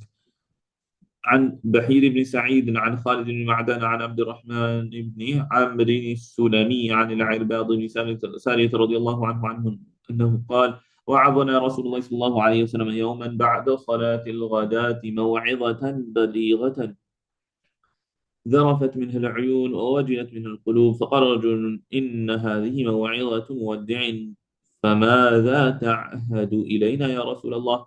قال: أوصيكم بتقوى الله والسمع والطاعة، وإن عبد حبشي فإنه من يعيش منكم يرى اختلافا كثيرا، وإياكم ومحدثات الأمور فإنها ضلالة، فمن أدرك ذلك منكم فعليه بسنتي وسنة الخلفاء الراشدين المهديين، عضوا عليها بالنواجذ. هذا حديث حسن صحيح. وقد روى ثور بن يزيد عن خالد بن معدان عن عبد الرحمن بن عمرو السلمي عن العرباض بن سارية رضي الله عنه عن النبي صلى الله عليه وسلم نحوه. عن النبي صلى الله عليه وسلم نحو هذا. قال حدثنا بذلك الحسن بن علي الخلال وغير واحد قالوا حدثنا أبو عاصم عن ثور بن يزيد عن خالد بن معدان عن عبد الرحمن بن عمرو السلمي عن عرباض بن سارية رضي الله عنه عن النبي صلى الله عليه وسلم نحوه. والعرباض بن سارية يكنى أبا نجيح. وقد روي هذا الحديث عن حجر بن حجر عن عرباض بن سارية رضي الله عنه عن النبي صلى الله عليه وسلم نحوه. وهي قال حدثنا عبد الله بن عبد الرحمن قال حدثنا محمد بن عيينة عن مروان بن معاوية عن كثير بن عبد الله عن أبيه عن جده رضي الله عنه أن النبي صلى الله عليه وسلم قال لبلال بن الحارث: اعلم. قال: أعلم يا رسول الله. قال: إنه من أحيا سنة من سنتي قد أميتت بعدي كان له من الأجر مثل من عمل بها من غير أن ينقص من أجورهم شيئا. ومن ابتدع بدعة ضلالة لا يرضاها الله ورسوله كان عليه مثل آثام من عمل بها لا ينقص ذلك من أوزار الناس شيئا. هذا حديث حسن. ومحمد بن عيينة هذا هو مصيصي شامي، وكثير بن عبد الله هو ابن عمرو بن عوف المزاني. Over here in this discussion you have, right, these hadiths talking about the importance of the sunnah and avoiding bid'ah. In regards to the idea of bid'ah, you have the whole discussion of what exactly is a bid'ah, and then you have the whole discussion of bid'ah hasana and bid'ah sayyi'ah. Right? So first and foremost, the bid'ah is what you can understand it. The way you can understand it is it's taking something that is at a certain level and taking it beyond that level. So something is mubah, you're taking it to the level of sunnah or wajib. Something is sunnah, you're taking it to the level of wajib or fard. Right? Or vice versa. Right? Something is haram and you're making it halal. Right? That's the first thing. The second is making something a communal practice. That scholars mentioned, making something a communal practice to the point that it becomes an expectation. So it's in the same sense. It's almost like you're making it wajib, right? The And so that would be another concept. Now, the idea of bid'ah hasana, scholars differ on whether that is a categorization in of itself. For the most part, that discussion is in many cases, the discussion is ikhtilaf lafzi. It's a semantic difference. And so people, when they call something a bid'ah hasana, those that don't take that term, they don't say it's bid'ah, they say it's a linguistic bid'ah, or they say it's not related to the actual rite or ritual. There's no significance placed in that particular action, and so it is not considered a bid'ah. So it's more of a semantic difference whether you call it bid'ah hasana or you call it bid'ah lughawiyya, or you say that this is unrelated to, this is not related to the acts rituals as well. This is from the mubahat, whatever it may be. For the most part, it is. In most cases, it's a ikhtilaf lafzi. Right? But in certain, there may be specific in the applications of the rules of bid'ah, there may be certain differences. And obviously, in all camps, you have people that are on extremes, and we should always avoid that, and avoid being reactionary. Right? We should, just because someone says something is a bid'ah or something is not a bid'ah, that shouldn't cause us to take another stance that's on the opposite extreme, and being extremely harsh in that regard.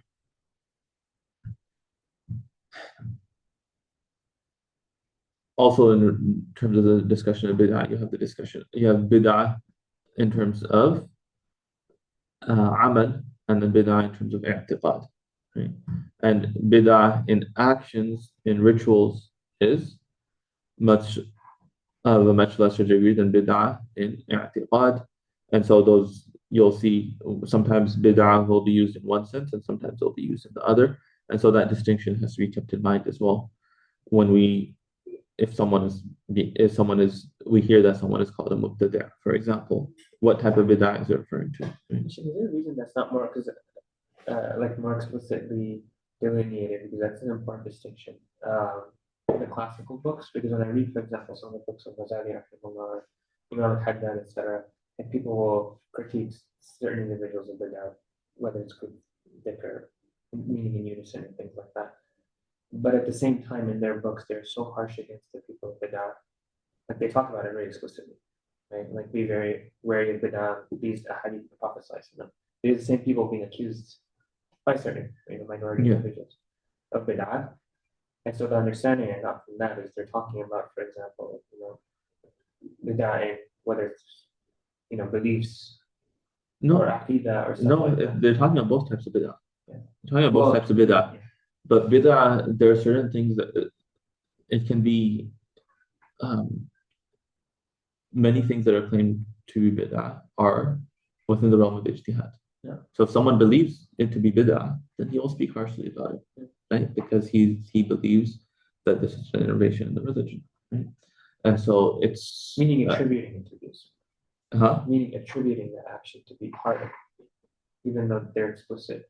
Yeah, so it's saying that this is something that's acceptable. Yeah. Which most of them are. Like I've never read a book in which like that's ever the case. Like you know very clearly the people who are innovating something, because our deen is very clear, right? No, but there is gonna be there is going to be a level of difference, right? You have a level of difference of opinion, right? And so some people are going to be stricter in what practices they allow versus others. And so based on their methodology, they consider that a bid'ah, so they will criticize that. Doesn't mean they completely out or reject everything that scholar says, but they will say that this thing that he's engaging in is a bid'ah, and this needs to be called out. But it's done in a scholarly way, and it's not wholesale rejecting everything the person may have done.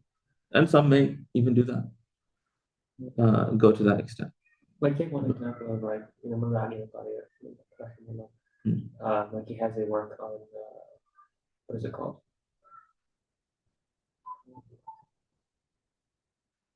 I think I made it to the web, but it said that there's like 1,000 salah that somebody invented, but he doesn't go as far. Like this is where he distinguishes the difference between like a bid'ah. Like if you're attributing it, there's obviously a lot of texts that link to the benefits of this practice, right? But so long as you're not attributing it to the Prophet because there is no hadith that attributes that, like let a person, there's nothing that's contrary to salah, and that's his position, like as a Hanafi Mujtahid. But like from that context, like scholars like this, they know. I guess what I'm trying to ask for is there an example of a scholar who actually defined a bid'ah as a part of the sunnah? Because I've never actually seen that. Like when people are sharing recommended actions, they're doing it in the context of saying this is not necessarily a specific sunnah, but here are the connections to general. Well, that you're talking about it from a learned perspective. Yeah. When the scholars talk about it, they talk about it from the perspective of the laity. They hear something is good, they automatically assume that it's coming from the Prophet especially if it's such a common practice. Yeah, like that. Right? Yeah. And so that's the perspective that they're coming from. That we don't want it to become so widespread that it becomes so common, people think that it's a sunnah. People think that it's something that's required. And so they'll warn against it because it is getting to that level where people treat it, even if they don't explicitly say it, they treat it that way. Yeah. And treating it in that way can be problematic as well. So that's kind of the idea. So it's different perspectives, right? That's Mudani Qari's perspective. Other people will take a more cautious approach because they don't want it to become something that is misunderstood and misrepresented, right? Which actually does happen, right? But like it doesn't happen amongst the scholars. It happens amongst the general public. But that's the majority of people, right? That's true. And the scholars have to, if the scholars are not clear on things, then it can lead to confusion, right? So that's the idea. It's different. It's a different methodology in how to deal with bid'ah. And so everything is going to be have to be dealt with the hikmah, right? And so that's where understanding that I guess diversity in usul, the diversity in methodologies, the diversity in principles is very important. And just realizing that there are differences, and that's part of the beauty of the ummah. But it shouldn't be something that divides us.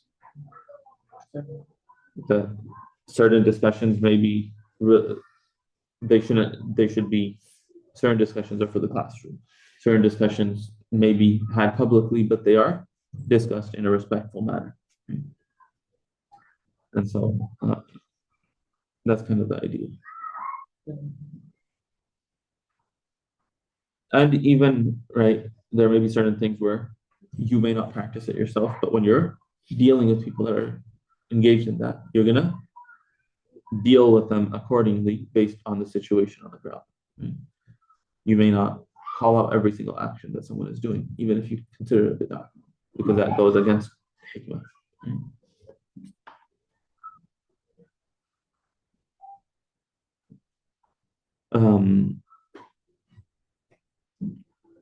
وبه قال حدثنا مسلم بن حاتم الأنصاري البصري قال حدثنا محمد بن عبد الله الأنصاري عن أبيه عن علي بن زيد عن سعيد بن المسيب رضي الله عنه أنه okay عن سعيد بن المسيب أنه قال أنس بن مالك رضي الله عنه قال لي رسول الله صلى الله عليه وسلم يا بني إن قدرت أن تصبح وتمسي ليس في قلبك غش لأحد فافعل. ثم قال لي يا بني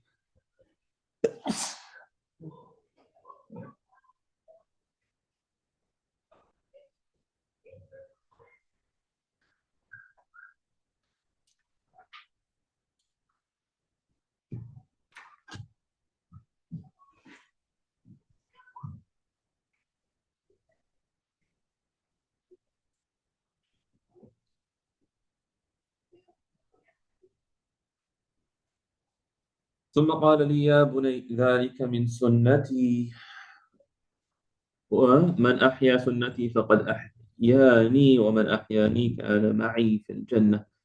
In the Sunnah of the Prophet ﷺ is not just the narrations, but the Sunnah is every aspect of the life of the Prophet ﷺ, even his akhlaq, his character, his forgiving nature.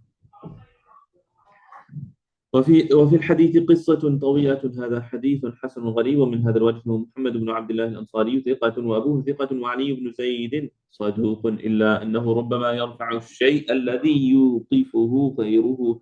Sometimes he'll narrate something directly from the Prophet ﷺ, while someone else will narrate it as موقوف, meaning a statement of the Sahaba. سمعت محمد بن بشار يقول قال أبو الوليد قال شعبة حدثنا علي بن زيد وكان رفاعا.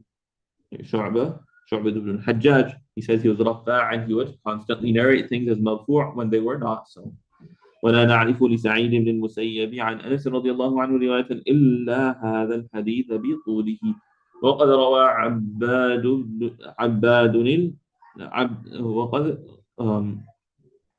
روى عباد المنقاري هذا الحديث عن علي بن زيد عن أنس رضي الله عنه ولم يذكر فيه عن سعيد بن المسيب. وذاكرت به محمد بن إسماعيل فلم يعرفه ولم يعرف لسعيد بن المسيب عن أنس رضي الله عنه هذا الحديث ولا غيره. ومات أنس بن مالك رضي الله عنه سنة 93 ومات سعيد بن المسيب بعده بسنتين, مات سنة 95.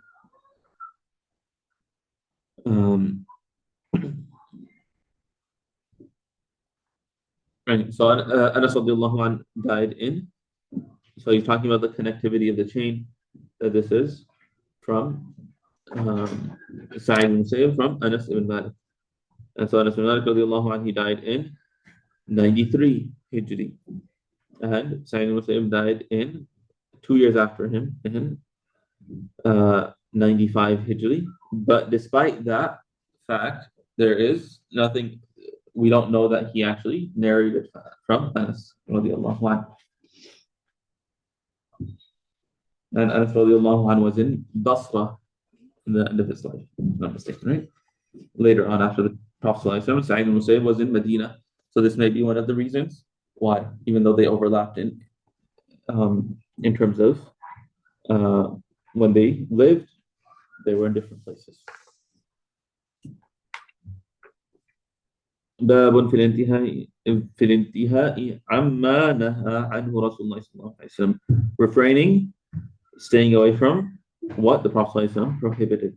وبه قال حدثنا هناد قال حدثنا أبو معاوية عن الأعمش عن أبي صالح عن أبي هريرة رضي الله عنه أنه قال قال رسول الله صلى الله عليه وسلم اتركوني ما تركتكم فإذا حدثتكم فخذوا عني فإنما هلك من كان قبلكم بكثرة سؤالهم واختلافهم على أنبيائهم. هذا حديث حسن صحيح.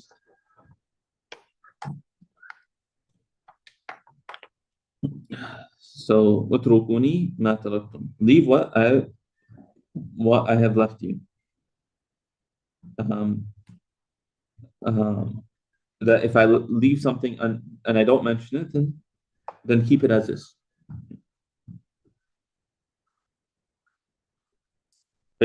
So when I narrate something to you, then take it from me, because the people of before you were only destroyed due to the abundance of their questions, and them disagreeing with their prophets. They were told something and they didn't follow it. This next hadith chapter is about Alim al-Madinah. Some say this is talking about Imam Malik, and others mention others. Mention the footnote over here. يعلم أنه كان في المدينة وغيرها من البلاد علماء من الصحابة والتابعين وأتباعهم كثير كالمذكورين والفقهاء السبعة المشهورين وغيرهم من الأعلام فتخصيصه بمالك بن أنس والعمري الزاهد لا يخلو عن الشيء. There's some say with Malik bin Anas, some would say there's Al-Umari al-Zahid, who's from the descendants of from the descendants of Umar radiallahu anhu. ولا بد من الدليل عليه ولا يقطع بذلك. نعم قد اشتهر مالك وهو من أتباع التابعين في زمانه في الفقه والحديث والإمامة، وله ملازمة خاصة وجهة مخصوصة بالمدينة التزمها ولم يخرج منها مدة عمره إلا لحجة واحدة، فلا يبعد أن يذهب الظن إلى ذلك. أما غيره فتخصيص محض بلا مخصص يوجب الظن. ولعل الصواب أنه صلى الله عليه وسلم أخبر بهذا الحديث من حال آخر الزمان الذي يأرز فيه الدين إلى هذه البلدة الشريفة، ولا يبقى في الأرض عالم إلا فيها. قال باب ما جاء في عالم المدينة. وبه قال حدثنا الحسن بن الصباح البزار وإسحاق بن موسى الأنصاري قال حدثنا سفيان بن عيينة عن ابن جريج عن أبي الزبير عن أبي صالح عن أبي هريرة رضي الله عنهم رواية يوشك أن يضرب الناس أكباد الإبل يطلبون العلم فلا يجدون أحدا أعلم من عالم المدينة. هذا حديث حسن وهو حديث ابن عيينة. وقد روي عن ابن عيينة أنه قال في هذا: من عالم المدينة؟ إنه مالك بن أنس. قال إسحاق بن موسى: سمعت ابن عيينة قال: هو العمري الزاهد واسمه عبد العزيز بن عبد الله. سمعت يحيى بن موسى يقول: قال عبد الرزاق: هو مالك بن أنس. عبد الرزاق صاحب المصنف الصنعاني.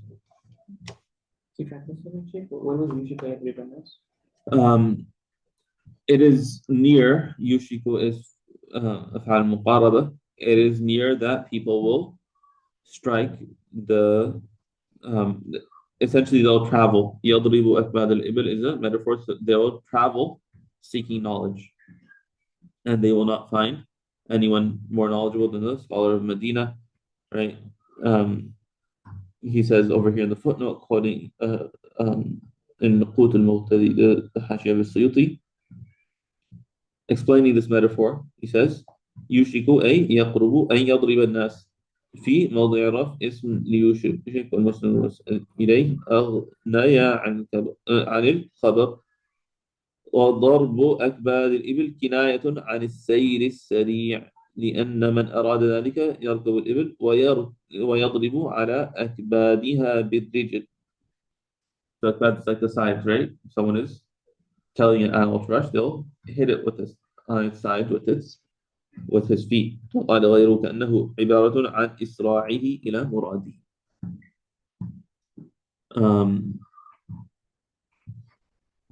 And they won't find anyone more knowledgeable than the alim of Medina. And is there a difference in who that was, or that's the whole idea. There's a different. Many said it was Malik bin Anas. Some said that it was Al-Umari al-Zahid, as he mentions over here. And then in the footnote he talks about the footnote that we read as well. He said that it's difficult to say precisely, and so many said Malik because he was unique in his in the fact that he was alone at his time, and he was more prominent. He was exclusively in Medina. He never went anywhere else.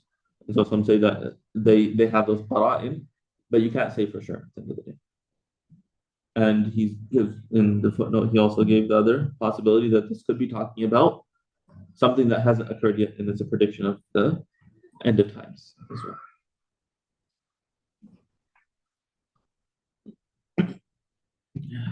We'll stop here إن شاء الله. وصلى الله وسلم على نبينا محمد وعلى آله وصحبه وسلم. Sorry. السلام ورحمة الله.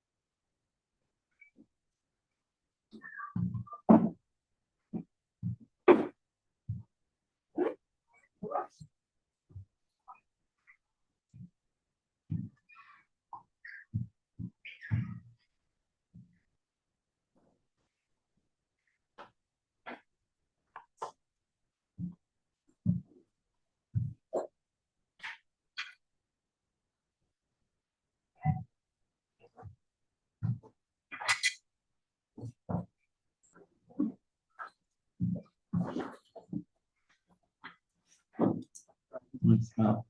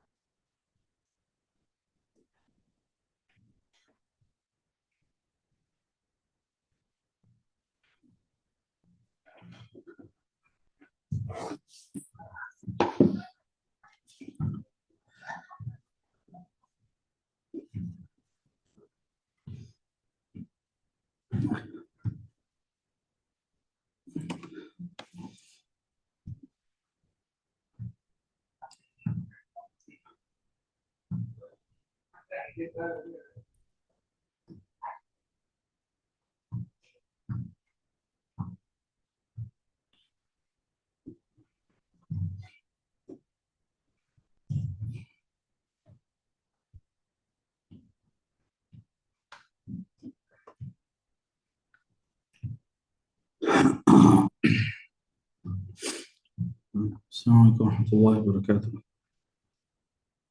عليكم السلام ورحمة الله.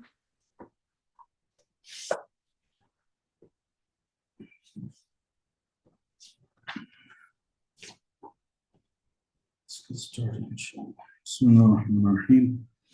الحمد لله وكفى وسلام على عباده الذين اصطفى. صلى الله تعالى عليه وعلى آله وصحبه ومن والاه أما بعد. رب اشرح لي صدري ويسر لي أمري واحلل عقدة من لساني يفقهوا قولي. اللهم صل على محمد وعلى آل محمد كما صليت على إبراهيم وعلى آل إبراهيم إنك حميد مجيد. So we are starting Surah As-Sad. Some information about the surah.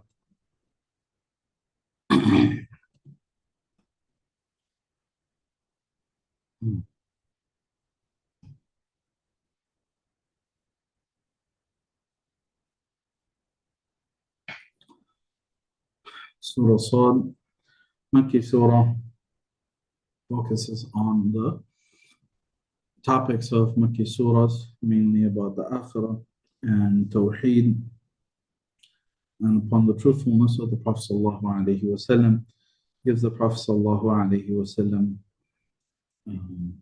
tasalli, consolation regarding his people.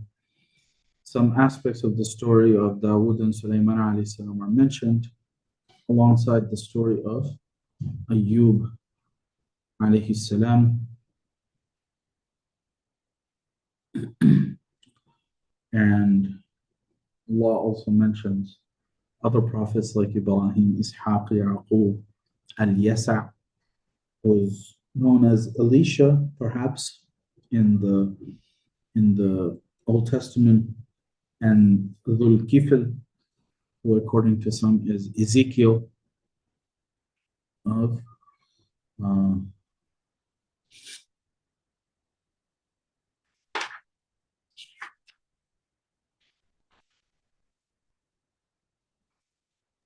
the Old Testament also. I think I went over this previously, I'm pretty sure. Yeah. We're continuing. We started the surah. Yeah, we're continuing from ayah number 34, right? I blanked because I remember. No, 27. Okay, all right, okay.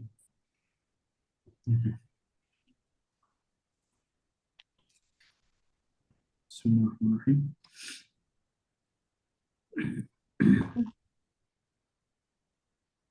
بسم الله.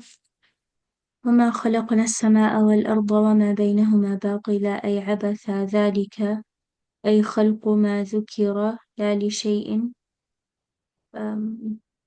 ظن الذين كفروا من أهل مكة فويل واد للذين كفروا من النار أم نجعل الذين آمنوا وعملوا الصالحات كالمفسدين في الأرض أم نجعل المتقين كالفجار نزل لما قال كفار مكة للمؤمنين إنا نعطى في الآخرة مثل ما تعطون أم بمعنى همزة الإنكار كتاب خبر مبتدأ محذوف أي هذا أنزلناه إليك مبارك ليدبروا أصله يتدبروا أدغمت التاء في الدال آياته ينظروا في معانيها فيؤمنوا وليتذكر يتعظ أولو الألباب أصحاب العقول.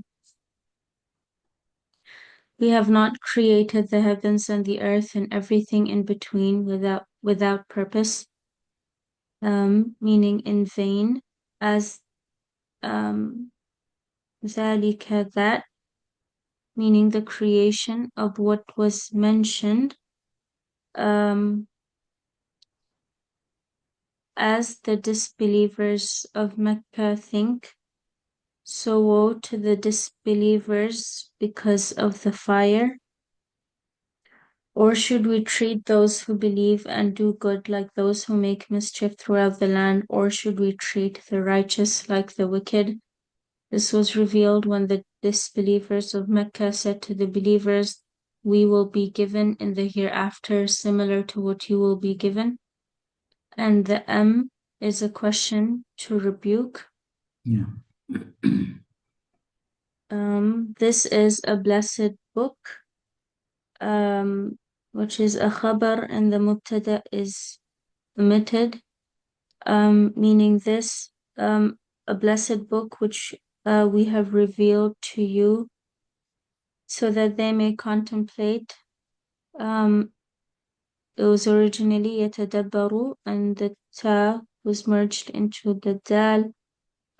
Contemplate its verses, meaning look into its meanings and believe, and so that people of reason may be mindful, meaning people of intellect. ووهبنا لداود سليمان ابنه نعم العبد أي سليمان إنه أواب رجاع في التسبيح والذكر في جميع الأوقات إذ عرض عليه بالعشي وما بعد الزوال الصافنات الخيل جمع صافنة وهي القائمة على 3 وإقامة الأخرى على طرف الحافر وهو من صفن يصفن صفونا الجياد هي جمع جواد وهو السابق المعنى إنها إذا استوقفت سكنت وإن ركضت سبقت وكانت 1000 فرس عرضت عليه بعد أن صلى الظهر لإرادته الجهاد عليها لعدو فعند بلوغ العرض 900 منها غربت الشمس ولم يكن صلى العصر فاغتم فقال إني أحببت أي أردت حب الخير أي الخيل عن ذكر ربي أي صلاة العصر حتى توارت أي الشمس بالحجاب أي استترت بما يحجبها عن الأبصار ردوها علي أي الخيل المعروضة فردوها فطفق مسحا بالسيف بالسوق جمع ساق والأعناق أي ذبحها وقطع أرجلها تقربا إلى الله تعالى حيث اشتغل بها عن الصلاة وتصدق بلحمها فتعوضه الله خيرا منها وأسرع وهي الريح تجري بأمره كيف يشاء. And we blessed Dawood with Sulaiman, his son. What an excellent servant was Sulaiman. Indeed, he constantly turned to Allah, meaning he would constantly return to Allah with tasbih and dhikr in all times. When the well-trained swift horses were paraded before him in the evening, which was after Zawal, and Slafinat is horses. وهي القائمة. So in the translation, Safinat is also what they call prancing horses, right? It's well-trained, swift horses or swift horses of high breeding. These are the ones that basically look trained versus just normal horses, right? Which is why Khattab's translation says well-trained, right? Okay. Well, well-trained is specifically from jihad, but Safinat are translated as swift horses for both Mufti Taqi and Khattab, right? صافية. وهي القائمة that stand on three, like three legs. And the other one on the edge of its hoof. Yeah, so basically, these horses, when they are standing and not moving around, three of their four hoofs are flat on the ground, while the other one is kind of like, on the tip, basically, right? It kind of gives the appearance of like it can start moving, like any moment. Right? So basically, instead of the hoof being like this, it's like this, slightly elevated. You should usually see this in military horses, show horses, right? The ones that are kind of trained for these types of things. You'll notice like their standing has kind of like some differences basically.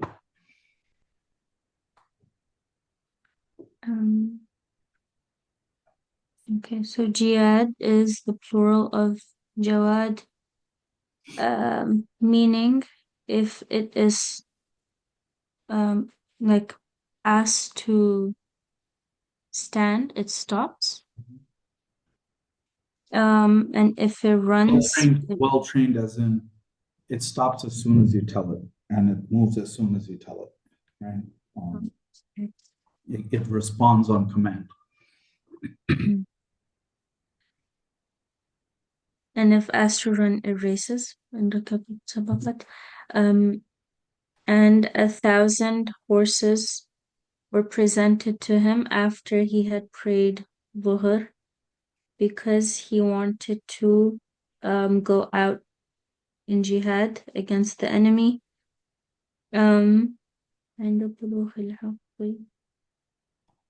So when 900 were presented to him, the sun set, and he hadn't prayed Asr, so he was distressed. He then proclaimed, I am truly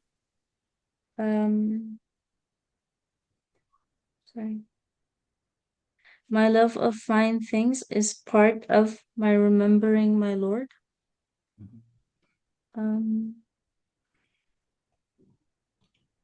So remembering my Lord is the Asr prayer until they were out of sight, meaning the sunset. So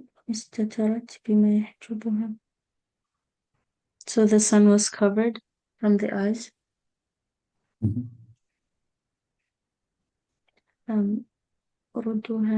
He ordered, bring the horses back to me.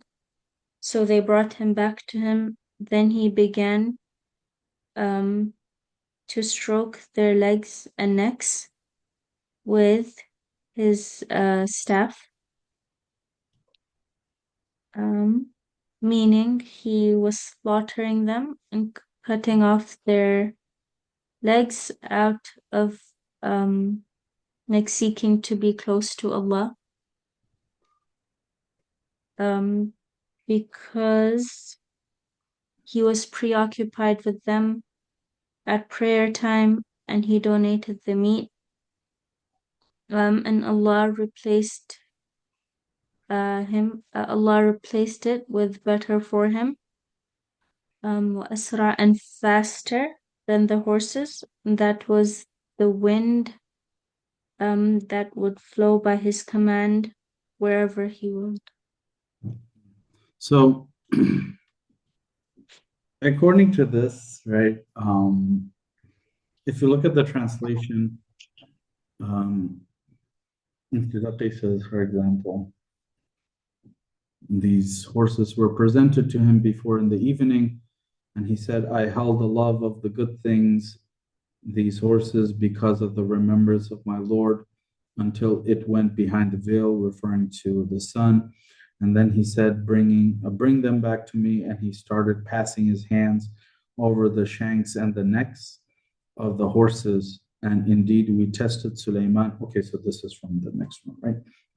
So if you look at Khattab's translation of Ayat 33, he has a footnote. He says, some commentators have a different interpretation, which is not supported by reliable sources. They maintain that Sulaiman kept watching these fine horses until the sun set, and then he realized that he had missed the noon prayer because of his love for horses, so he killed them, striking at their legs and necks. So that striking idea is based on فَطَفِقَ مَسْحًا بِالسُّوقِ وَالْأَعْنَاقِ, right?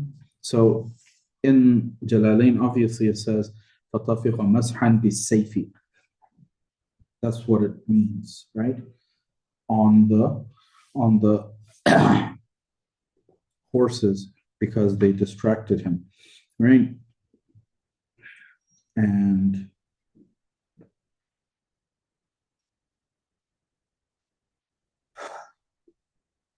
this,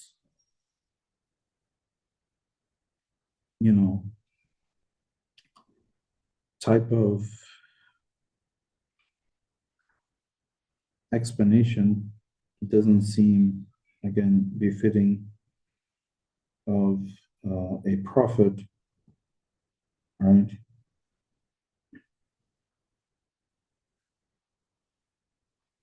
So if you look at footnote number 15, it says يعني أن مسح السيف بالعنق كناية عن الذبح ومسح السوق عن قطع الأرجل. قال البغوي المراد بالمسح القطع. هذا قول ابن عباس والحسن وقتادة ومقاتل والأكثر وكان ذلك مباحا. And if you have to take this opinion, we would say it is permitted. لأن نبي الله لم يكن ليقدم على حرم ولم يكن ليتوب على ذنب بذنب آخر. Because the reason why you would consider this to be mubah, is that a prophet of Allah is not going to follow like on something wrong by doing tawbah of a sin by doing another sin. So if you say that Sulaiman alayhi salam missed Asr by continuously watching until the sun had completely set, right? And then he killed the horses as a result, then that would make it seem like he did a sin and then he did a sin following that. That doesn't make sense.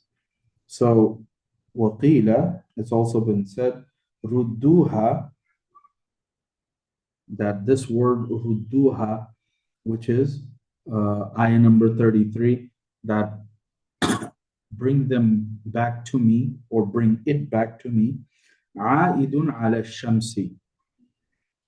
It refers to the sun. وَالْخِطَابُ, and what he was addressing or who he was addressing was مَلَائِكَ الْمُوَكِّلِينَ بِهَا, the malaika who were in charge of the sun. فَرَدُّوهَا, so they basically brought back the sun, or basically it went back up, and فَصَلَّ الْعَصْرَ فِي وَقْتِهَا, and he prayed Asr on its time. وقال الفخر الرازي, so Imam Razi says فَتَفِقَ مَسْحًا بِالسُّوقِ وَالْأَعْنَاقِ أَنَّهُ يَمْسَحُهَا حَقِيقَةً بِيَدِهِ, right? Which is the opinion Mufti Taqi and both Khattab's translation follows, that he rubbed his hands, like it means literally he was touching their hands and their legs, all right? أَنَّهُ يَمْسَحُهَا حَقِيقَةً بِيَدِهِ لِيَخْتَبِرُوا عُيُوبَهَا وَأَمْرَاضَهَا, so that he could be aware of their faults and their illnesses. لِكَوْنِهِ أَعْلَمْ بِأَحْوَالِ الْخَيْلِ, because he was very well versed in the knowledge of horses. وَإِشَارَةٌ إِلَىٰ أَنَّهُ بَلَغَ مِنَ التَّوَاضُعِ, and this is indicated by the fact that he had, kind of reached humility by أنه يباشر الأمور بنفسه ولم يحصل منه ذبح ولا عقر ولم تفت منه صلاة. So there's like a couple of ways of looking at it, right? If you look at the translation on its own, right? So if you say that Sulaiman alayhi salam, was presented with these horses, and then he said, "Inni ahbabtu hubbal khayri an dhikri rabbi hatta tawarat bil hijab," until it went behind the veil. So until it went behind the veil, that could be referring to the sun, or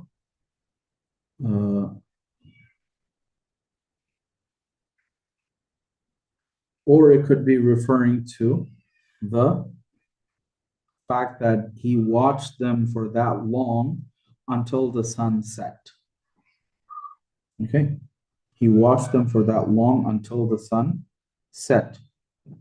And tawarat, hatta tawarat, footnote number 13, أي غربت وإضمارها من غير ذكر لدلالة لفظ العشي عليها، وقيل الضمير للصافنات كذا في الكشاف. ورجحه إمام الرازي بناء على أن الاشتغال بالخيل إلى أن يفوت الصلاة ذنب عظيم لا يليق بالأنبياء. So صافنات means the horses. So وقيل, another opinion, instead of saying tawarat, instead of saying the dhamir of tawarat, which means to go out of sight, instead of saying the dhamir of tawarat is to the sun, right? Or saying it's towards ashi, it's towards the evening. Another possibility is that the dhamir of tawarat, which means to go out of sight, refers to the safinat, refers to the horses. And this is what's found in Kashaf, and this is what Imam Razi also prefers. Why? Based on the idea that being preoccupied with horses to the point where salah is missed is dhambun azimun, is a great sin, la yaliqul anbiya, which is not befitting of prophets. وأجاب صاحب الكشاف بأنه مشترك الإلزام لأن تواري الخيل في حجاب الليل يكون بعد العتمة وتبعه على علامة التفتازاني. So could simply mean that he watched it for that long until the sun had set, and that doesn't have to indicate that he missed salah, because a prophet would not miss salah, or it's not befitting of a prophet to miss salah by just being so enamored with horses. And that would impact the tafsir of rudduha alayya, because what does the dhamir of ha refer to? So it could simply refer, if you take the interpretation of Sulaiman alayhi salam missing salah because he was preoccupied with the horses, rudduha alayya could mean that either he was sad that he ended up missing salah, so he said the horses should be brought back in front of him, and tafiqa mashan, he kind of killed all of them, right? Because he was sad that he missed salah for them. If you want to say that a prophet would not follow one sin with another, then you could say that he missed salah. But instead of saying he killed the horses as well, you could say rudduha alayya simply means that he told the angels who are in charge of the sun that bring the sun back up, or at least above the horizon again, so that he could pray Asr in its time. Second possible explanation, if you assume that he did miss salah to begin with. So if he missed salah, he either killed the horses out of grief, or if he missed Salah, he told the angels to bring back the sun so he could pray Asr on his time. The alternative explanation that basically says he can't have missed Salah is to say that Rudduha alayya simply means that after he saw all of the horses and he saw it for a long time, he told them to bring the horses back to him, and he literally passed his hands over their necks and their legs because he was very well versed in horses and he wanted to know of any faults or defects that they might have. Does that make sense? Yeah. Makes sense. So nothing in the translation indicates that A, he missed Salah, and B, he referred specifically to the sun to be brought up, and C, that he actually killed the horses. And for various reasons, we don't take any of those other explanations, right? So again, some of the prophets have more details because of other sources. So this might be, from another source. But for the most part, it's not something that we accept. So if you look at footnote number 14, it says Rudduha alayya refers to the al-khayl al-ma'ruda, refers to the horses that were presented. So yuridu anna dhamira lil-khayli. Rudduha refers to the horses, وهو المشهور. وقيل, it's also been said, إنه للشمس وأنها ردت عليه كما ردت ليوشع ليصلي الصلاة في وقتها، وهو مروي عن علي رضي الله عنه كما ذكره البغوي. لكنه قال شيخ الإسلام ابن حجر في فتح الباري إنه لم يثبت ذلك عن أحد. It's really not established. والثابت عند جمهور أهل العلم بالتفسير أن ضمير ردوها للخيل. Majority of the Mufassirin say that the dhamir of ha, of rudduha, refers to the horses, which would basically mean that tafiqa mashan, if you take it literally, it simply means he passed his hands over it, right? So, Sheikh, we're saying in this case, the majority of the Mufassirun believe that the correct interpretation is the one that we don't necessarily think makes the most sense in terms of attributing it to the character of the Prophet. Yeah. Okay. So the next ayat also have a very similar story behind it, which is also from the Israeliyat, but it's something that is found in many books of tafsir. Again, it's found as a detail, but not necessarily something that is accepted by all.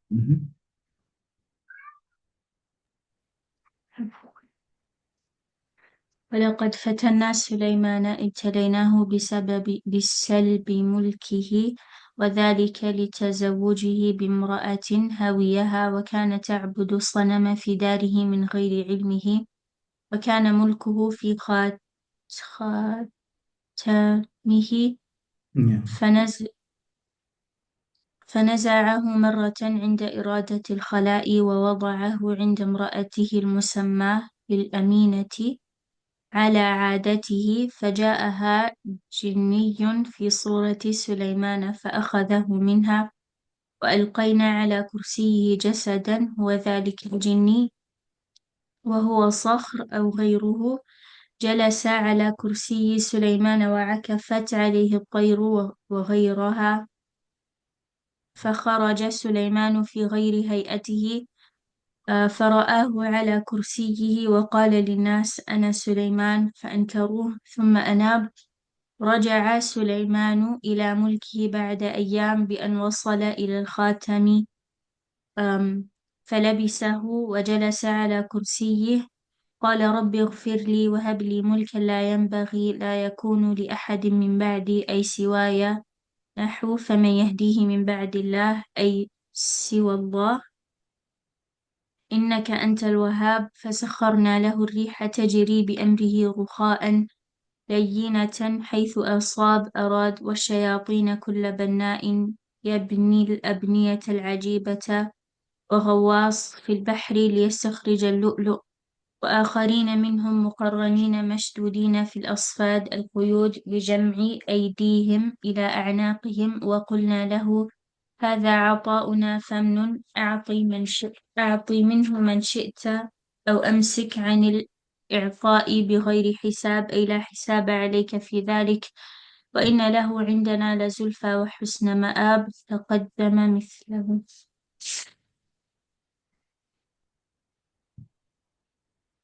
And indeed we tested Suleiman.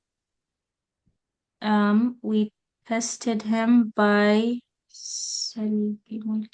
like taking his kingdom away from him. And that is because he married a woman that he liked. أوياها. Solely out of desire, basically. And she used to worship idols in his house without his knowledge. And his kingdom was the same was on his ring. Well, وَكَانَ مُلْكُهُ فِي خَاتَمِهِ, meaning the power of controlling it was in the ring. Oh, okay. So he took it off one time when he had to use the restroom. And he placed it placed it with his wife who was named Amina. As he always did. So a jinn came to her in the shape of Suleiman and took it from her. وألقينا على كرسي, placing a body on his throne, who was that jinn, and he was Sakhr or someone else. He sat on Suleiman's throne, and birds and other things were surrounding him.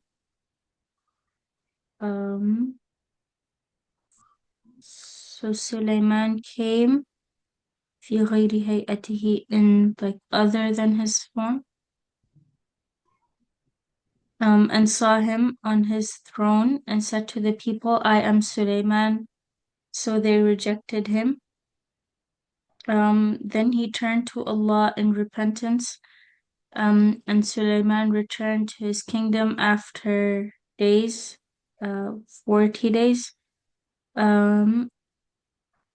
And he went to the ring and wore it and sat on his throne.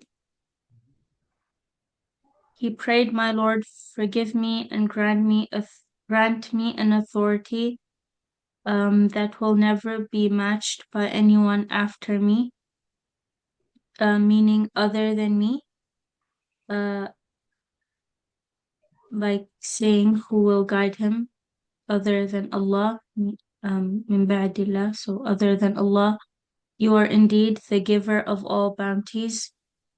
So we subjected to him the wind, blowing gently at his command to wherever he pleased, wherever he wanted, and we subjected to him every builder that would build amazing structures, and divers that would go into the sea and extract pearls from the jinn, and others from them bound together in chains, so holding their hands to their necks. And we said to him, this is our gift, so give it to whoever, so give from it to whoever you wish, or withhold from giving never to be called to account. So you will not be accountable for that. And he will indeed have a status of closeness to us and an honorable destination. Okay. So again, this is a case of where to explain some of the wording of the ayat, you kind of have these stories that float around and seem to fit, whereas it's not the case. So we're not going to read through the whole of it, but if you look at the bottom of the page, so this is bottom of 673, وَلَقَدْ فَتَنَّا سُلَيْمَانَ. So whatever the Mufassir Mahalli and other than him has mentioned in the tafsir of this ayah of, him falling in love with the women is kalamun batilun, is false, la yajuzu i'tibaruhu, and it is not permitted to take that into consideration. Okay? Because وَلَقَدْ فَتَنَّا سُلَيْمَانَ, and we have tested Sulaiman. Well, how was Sulaiman alayhi salam tested? And this one explanation is that he was tested by falling in love with women who would worship idols in his house without his knowledge, right? And as a result, as a result of her being an idol worshiper, she gave his ring away to a jinn who came in the form of Sulaiman, and Sulaiman alayhi salam's kingdom was under the control of the jinn for this many days, and everyone became devoted to him because he had the power of the ring, and nobody recognized Sulaiman alayhi salam without it, and people rejected him and all that stuff. So this whole story is kalamun batilun la yajuzu i'tibaruhu kama qala al-muhaqqiqun, as how the muhaqqiq, as the researchers say. And the meaning of fatanna Sulaiman, we tested Sulaiman, or what fitna is being referred to here, is something that has been mentioned in Bukhari and Nasa'i, which is that Sulaiman alayhi salam, one time he took an oath that he would basically have relations with all of his wives, and each of his wives would give birth to a horse rider, farisin. This simply means the wives would give birth to children who would be strong and healthy enough to ride horses and yujahidu fi sabilillah, and to be able to fight in the path of Allah. But however, he forgot to say insha'Allah.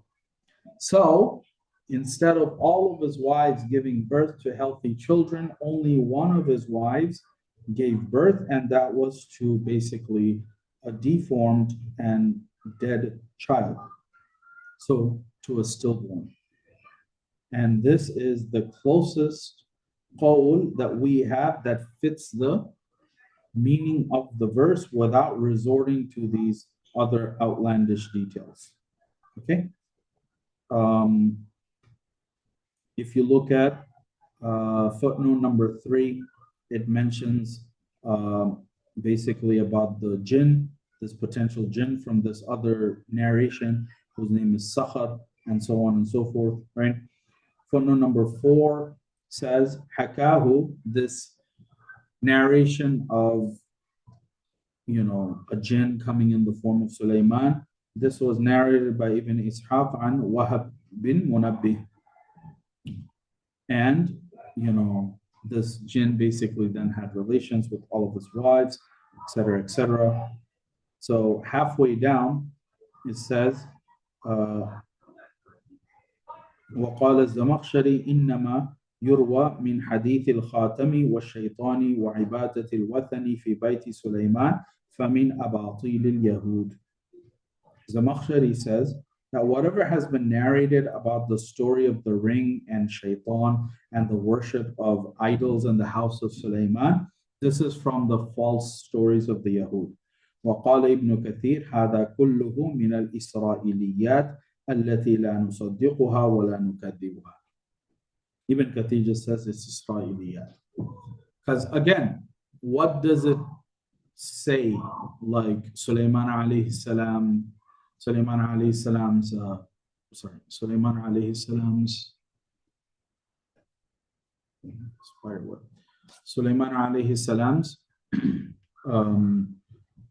household was worshiping idols, and they were worshiping idols without his knowledge, and the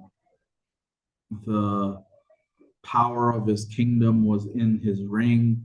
These are kind of like fantastical elements that have kind of come in because, it's like the Ring of Solomon is like, this trope that you find in a lot of fantasy stories, right? Like the power of the Ring of Sulaiman and so on, right? So to say that the Ring of Sulaiman alayhi salam gave authority to this random jinn that came in the form of Sulaiman and took the ring and controlled the kingdom for 40 days, and Sulaiman alayhi salam had to find his way back, sounds very far-fetched, right? Especially in the context of you talking about a prophet and him falling in love with a woman, and says some other stuff here also that honestly sounds very, very unbecoming of a prophet, right? So if you look at footnote number 1, for example, it says that, he fell in love with her because her father had passed away and she was in a lot of grief. So Sulaiman alayhi salam told one of the jinn to kind of come to her in the form of her father so that she got some contentment and happiness, and etc., etc., and that right. So again, it doesn't make sense whatsoever.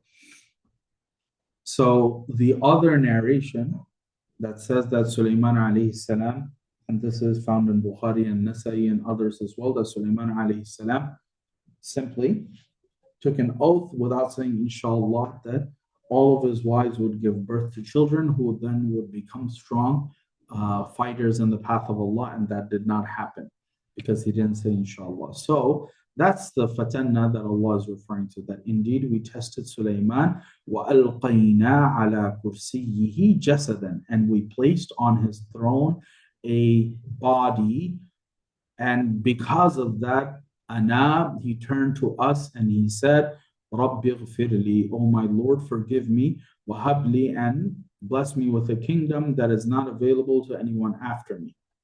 So this أَلْقَيْنَا عَلَى كُرْسِيِّهِ جَسَدًا is referring to, metaphorically, or is referring to the stillborn child of Sulaiman alayhi salam, who was the only one that was born, instead of all of his wives conceiving and giving birth, right? And that's the fitna. Instead of saying that it was a fake Sulaiman that took over his kingdom for 40 days. Does that make sense? Yeah. Sheikh, so does this whole story that's mentioned here, so Imam Mahdi believed that this was the correct interpretation of the story? No, not necessarily. So, it's not necessary that every mufassir that mentions any opinion is mentioning it because they believe it. They could be mentioning it just for the sake of information, just like how you would have anything and everything available. Because, when you do like a Google search, for example, so many different things come up, and then it's for you to decide what sources of information that you take from.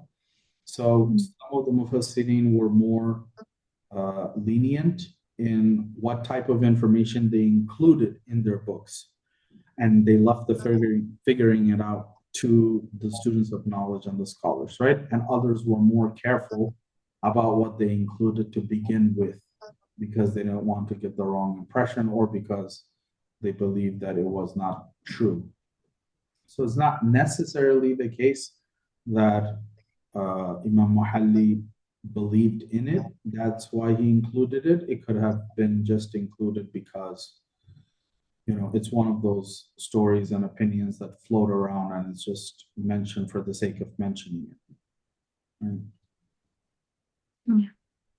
Yeah. And obviously, it is possible that some of the Mufassirin perhaps did believe in it and they believed in it because they said, okay, it makes more sense, while others were more resistant and said, it doesn't, and it's not, for example, befitting of the prophets, and so on and so forth, right? Yeah. Okay.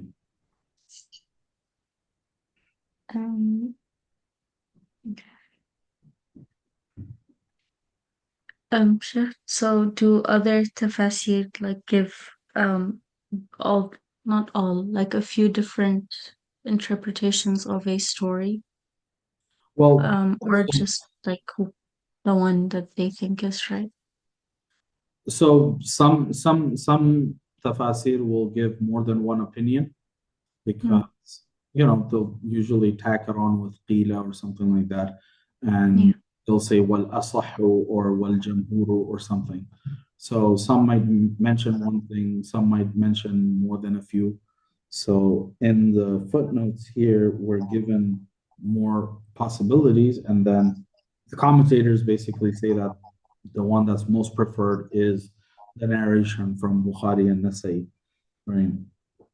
Which is also mentioned in footnote number 5 on the left-hand column, second line, والذي ذهب إليه المحققون أن سبب فتنته ما أخرجاه في الصحيحين. So this is Bukhari and Muslim من حديث أبي هريرة رضي الله عنه قال قال رسول الله صلى الله عليه وسلم قال سليمان لأطوفن الليلة على 90 امرأة وفي رواية على 100 امرأة كلهن يأتي بفارس يجاهد في سبيل الله تعالى فقال له صاحبه قل إن شاء الله فلم يقل إن شاء الله فطاف عليهن جميعا فلم تحمل منهن إلا امرأة واحدة جاءت بشق رجل.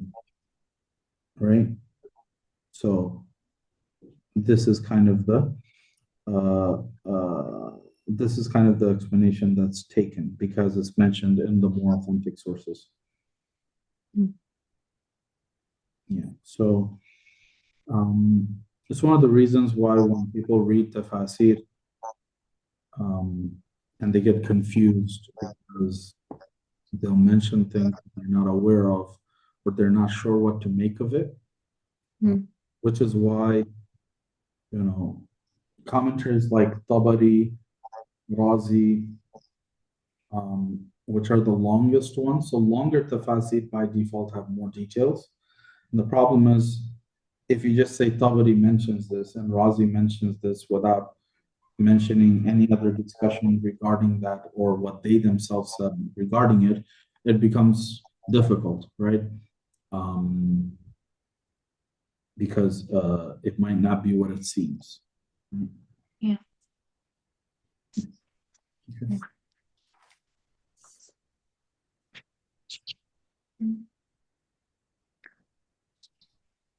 واذكر عبدنا أيوب إذ نادى ربه أني أي بأني مسني الشيطان بنصب بضر وعذاب ألم ونسب ذلك إلى الشيطان وإن كانت الأشياء كلها من الله تأدبا معه تعالى قيل له اركض اضرب برجلك الأرض فضرب فنبعت عين ماء فقيل هذا مغتسل أي ما يغتسل به بارد وشراب تشرب منه فاغتسل وشرب فذهب عنه كل داء كان بظاهره وباطنه ووهبنا له أهله ومثلهم معهم أي أحيا الله له من مات من أولاده ورزقه مثلهم رحمة نعمة منا وذكرى عظة لأولي الألباب لأصحاب العقول. And remember our servant Ayub when he cried out to his Lord, Shaitan has afflicted me with distress and suffering, and he attributed that to the Shaitan, despite all things being from Allah, out of like respect to Allah or adab with Allah. And it was said to him, strike the ground with your foot. So he struck it, and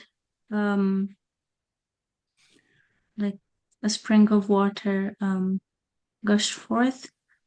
And it was said to him, here is a cool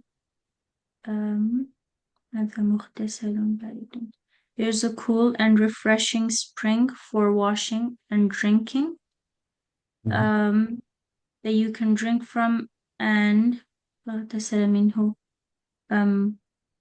اغتسل like just means to wash, right? Not. Yeah. So he washed with it and drank from it, and all disease he had in his like inward, what's the word?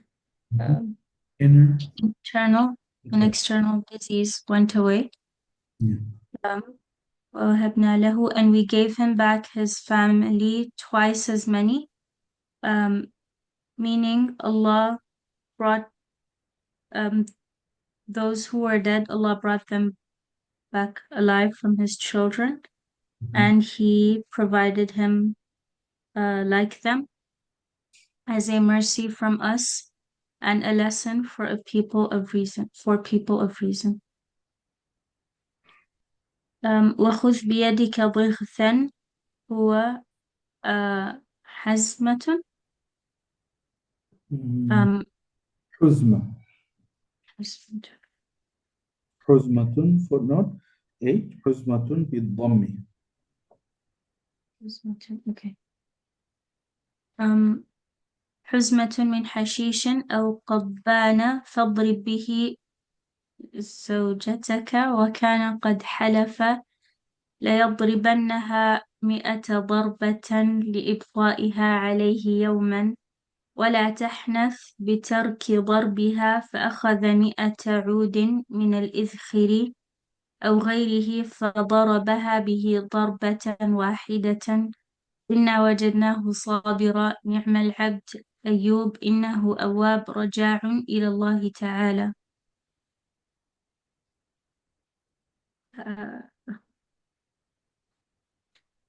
And we said to him, take in your hand a bundle of grass, and strike your wife with it. And he had taken an oath that he will strike her 100 times. لإبطائها, إبطاء, to be slow. Well, إبطائها means for being late. Okay. So she came to him late one day. ولا تحنث, and do not break your oath by not striking her. So he took 100 sticks of idkhir. I'm not sure what idkhir is. Idkhir is a type of tree. Okay. So he took 100 sticks from tree of idkhir or other trees, فضربها به, and he struck her with it once. Yeah. So okay. إِنَّا وَجَدْنَاهُ صَابِرًا, we truly found him patient. What an excellent servant. He was indeed constantly turn to Allah. Right. So we have this ayah in number 44, and we said to him, take in your hand a bundle of grass and strike with it. So if you don't explain the dhamir, it seems to have no connection with the story, because what is he striking with this bundle of grass, and what does that have to do with the illness? Because the ayah before already says that, he was cured as a result of the spring, right? So we have this explanation. And another thing that doesn't make sense is فَضْرِبْ بِهِ وَلَا تَحْنَثْ. Hit with it and don't break your oath. So the question now becomes, what oath is Allah referring to? And who did he, or what did he make an oath to hit, and so on, right? So the explanation is given that Ayyub alayhi salam obviously was tested extremely severely, very severely, that he had a very, very long illness that was both on his external self, internal self, lost his children, his community, and only one of his wives stayed with him. And one time he became very angry with her, and he vowed to give her 100 lashes if he ever recovered.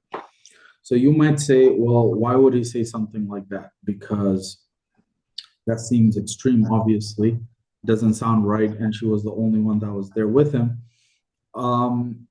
The easiest way to understand it is that the prophets are still people, and when a person is in a very, very prolonged illness, their behavior can become unpredictable because they're suffering in a way that nobody else can understand.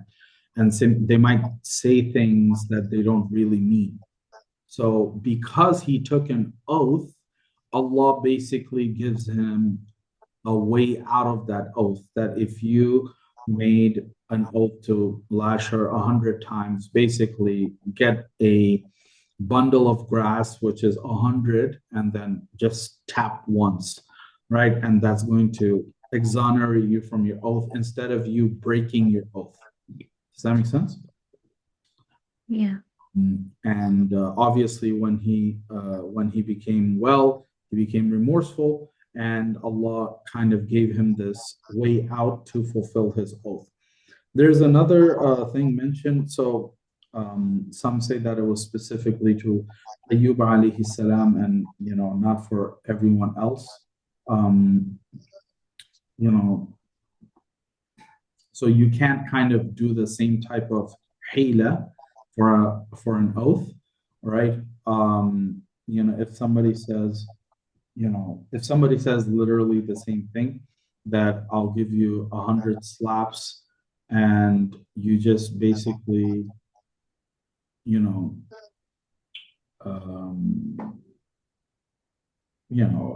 give like 100 small slaps or something, right? Or you try to reinterpret your oath to kind of mean like how Ayyub alayhi salam was given a way out. That's not possible,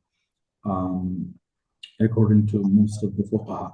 So footnote number 11, for example, mentions that Ibn Ta'iha, that one time she was late, and it was because, some say it was because Shaitan kind of delayed her, because he promised her medication, and he came in the form of a healer. And when Ayyub alayhi salam heard this, he said that was Shaitan, and that was why he was angry.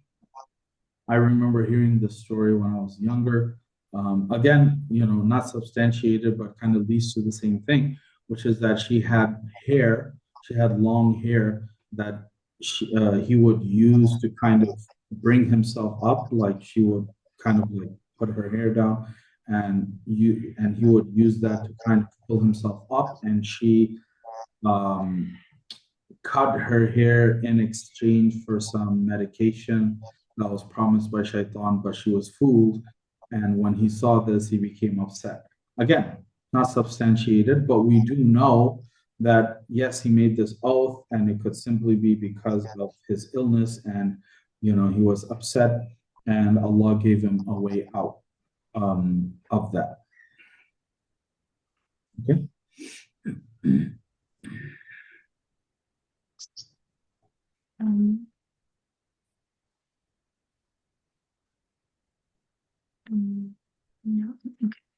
واذكر عبادنا إبراهيم وإسحاق ويعقوب أولي الأيدي أصحاب القوى في العبادة والأبصار البصائر في الدين. وفي القراءة عبدنا وإبراهيم بيان له وما بعده عطف على عبدنا إنا أخلصناهم بخالصة هي ذكر الدار الآخرة أي ذكرها والعمل لها.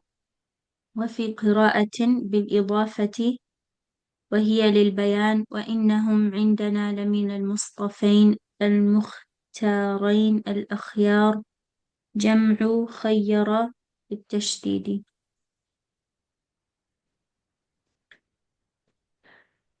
And remember our servants Ibrahim, Ishaq, and Yaqub, the men of strength in worship and insight in the religion. And in a qira'ah, Abdana and Ibrahim is clarifying it. And what's after it is atf upon Abdana. We truly chose them for the honor of proclaiming the hereafter, meaning its remembrance and working towards it. And in a qira'ah بالإضافة.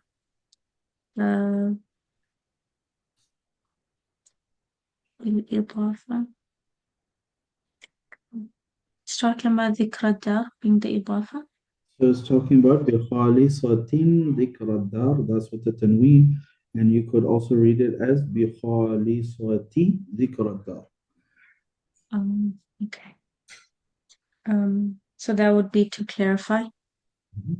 And in our sight, they are truly among the chosen, and the best of the righteous. Okay. And akhyar is the plural of khayr. Yeah.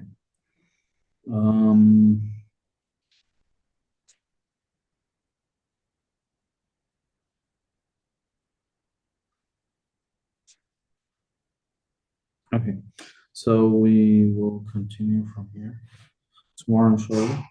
Prep accordingly. Tuesday, so we're only going to do Jalaluddin, inshallah.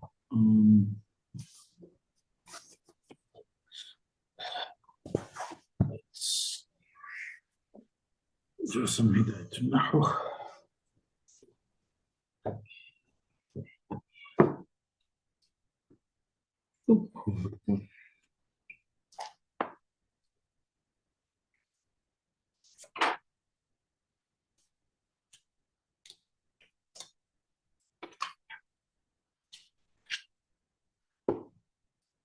Okay. So we started talking about Mubtada and Khabar,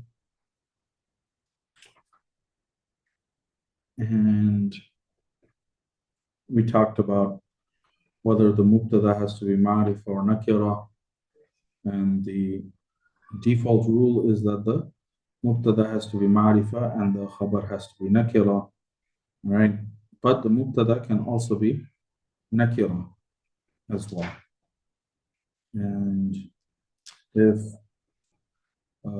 you have two nouns, one of them is Ma'rifah and the other is Nakira, then the Mubtada will be the Ma'rifah word and the Khabar will be the Nakira word. If both words happen to be Ma'rifah, then you could make either of them the Mubtada and the other of them Khabar.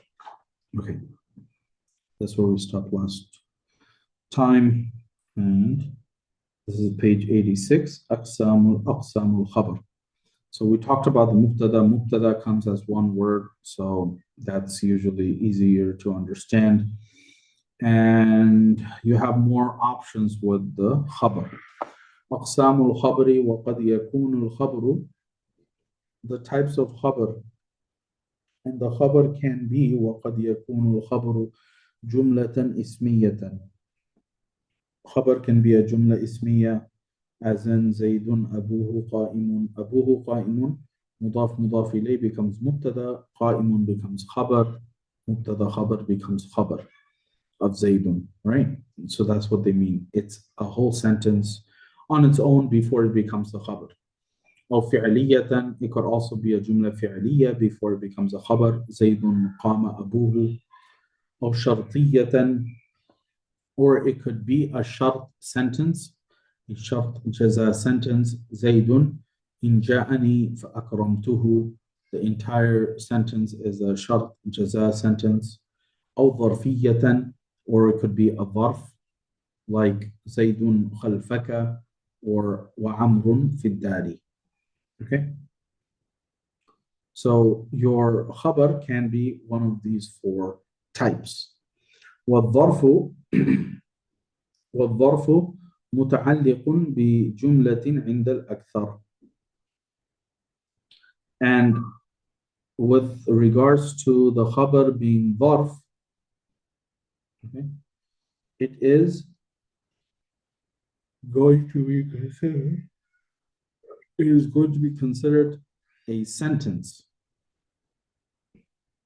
Okay, because الظرف خلفك, for example, or في الدار is not a complete sentence on its own, right? So when you say زيد في الدار, or you say زيد خلفك, for example, then your second part, your خلفك and في الدار, are not complete sentences. So you assume them to be complete sentences by having something being implied. So for example, it says وَهِيَ اسْتَقَرَّ, and that's the word استقر. For instance, مثلا تقول زيد في الدار تقديره زيد استقر في الدار. So the point is that if we say that the khabar can be a jumla ismiya, jumla fi'liya, or jumla shartiya, those are complete sentences.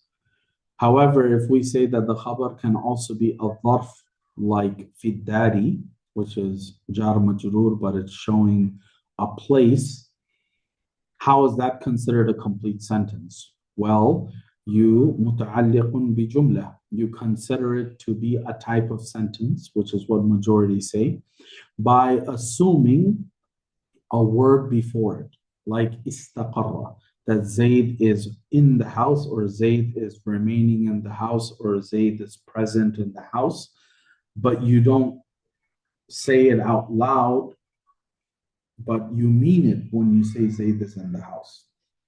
So if you say Zaydun fi dari, you mean Zaydun istaqarra fi dari. And by you assuming that implied word, istaqarra fi dari becomes a complete sentence. Therefore, dharf can become a type of khabar as well. Does that make sense? Yeah. Again, make sure to read through the footnotes for more of an explanation, but generally speaking, the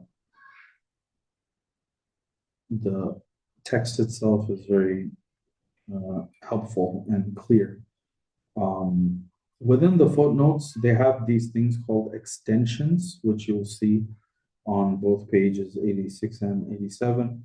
The extensions are just more additional information, which is kind of interesting to read through because they're kind of taking some points further, but they're not necessary for you to know to understand the text. All right. ولا بد في الجملة من ضمير يعود إلى المبتدأ كالهاء فيما مر. And it is necessary for there to be a dhamir in the sentence. It is necessary for there to be a dhamir in the sentence, يعود, which refers and goes back to the mubtada, like the ha فيما مر in the previous sentences. So if we look at the previous sentences on page 86, right? أقسام الخبر زيد أبوه قائم.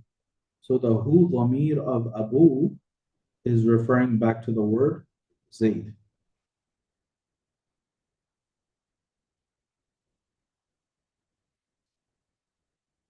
Okay, so it's connected to that. Because whose father are you talking about? You're talking about Zayd's father. Zaydun qama abuhu. So you have the hu dhamir of abuhu referring back to the word Zayd. Zaydun in ja'ani fa'akramtuhu. So fa'akramtuhu dhamir is referring back to the word Zayd.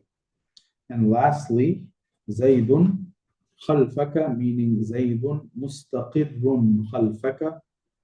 So the ka dhamir of khalfa, ka is referring back to Zayd. Amrun istaqarra fi dari, right? So the dhamir huwa of istaqarra is referring back to the word amr. Does that make sense? So if you have a khabar as a sentence, there has to be a dhamir that refers back to the mubtada. Otherwise, what is connecting the mubtada and the khabar? There is nothing that connects the word that is functioning as a mubtada to the sentence that becomes the khabar, right?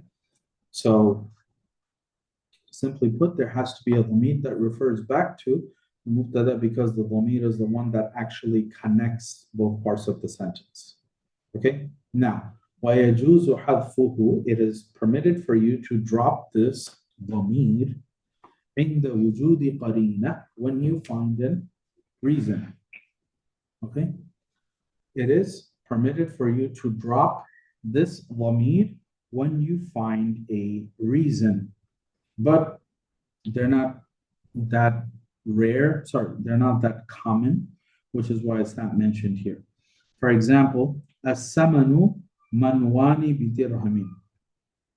As-samanu manwani bidirhamin, which simply means two man is basically a measure. So two measures of saman, butter, bidirhamin, for 1 dirham. Okay. And if you look at the last line on page 88 in the footnote, the original format of the sentence is as-samanu manwani minhu bidirhamin. But you drop the hu dhamir in order just to simply say as-samanu manwani bidirhamin. Right?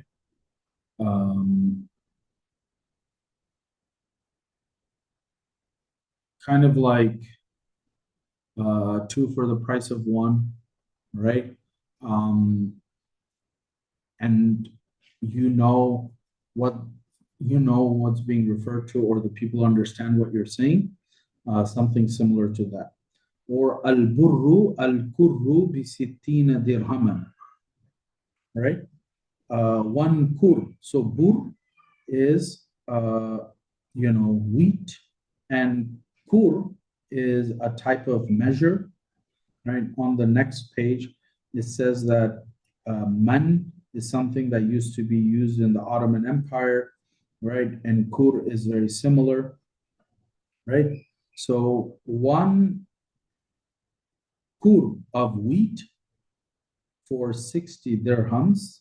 The original format of this is al-burru al-kurru minhu bi sittina dirhaman. Okay, so basically it is necessary, so basically it is permitted for you to drop this dhamir from the khabar for a reason, but it's not usually the case, and there is usually a dhamir in the khabar sentence that refers back to the mubtada. Okay.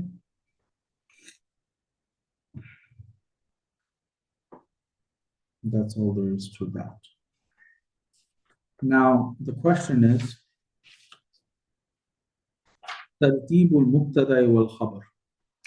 The mubtada and the khabar, when they come next to each other, which one has to come first, which one has to come second? Because the default is mubtada and khabar, but can you bring the khabar before the mubtada? Right? وَقَدْ يُتَقَدَّمُ الْخَبْرُ عَلَى الْمُبْتَدَإِ, that the khabar can be brought before the mubtada. نحو في الدار زيد. Example, في الدار زيد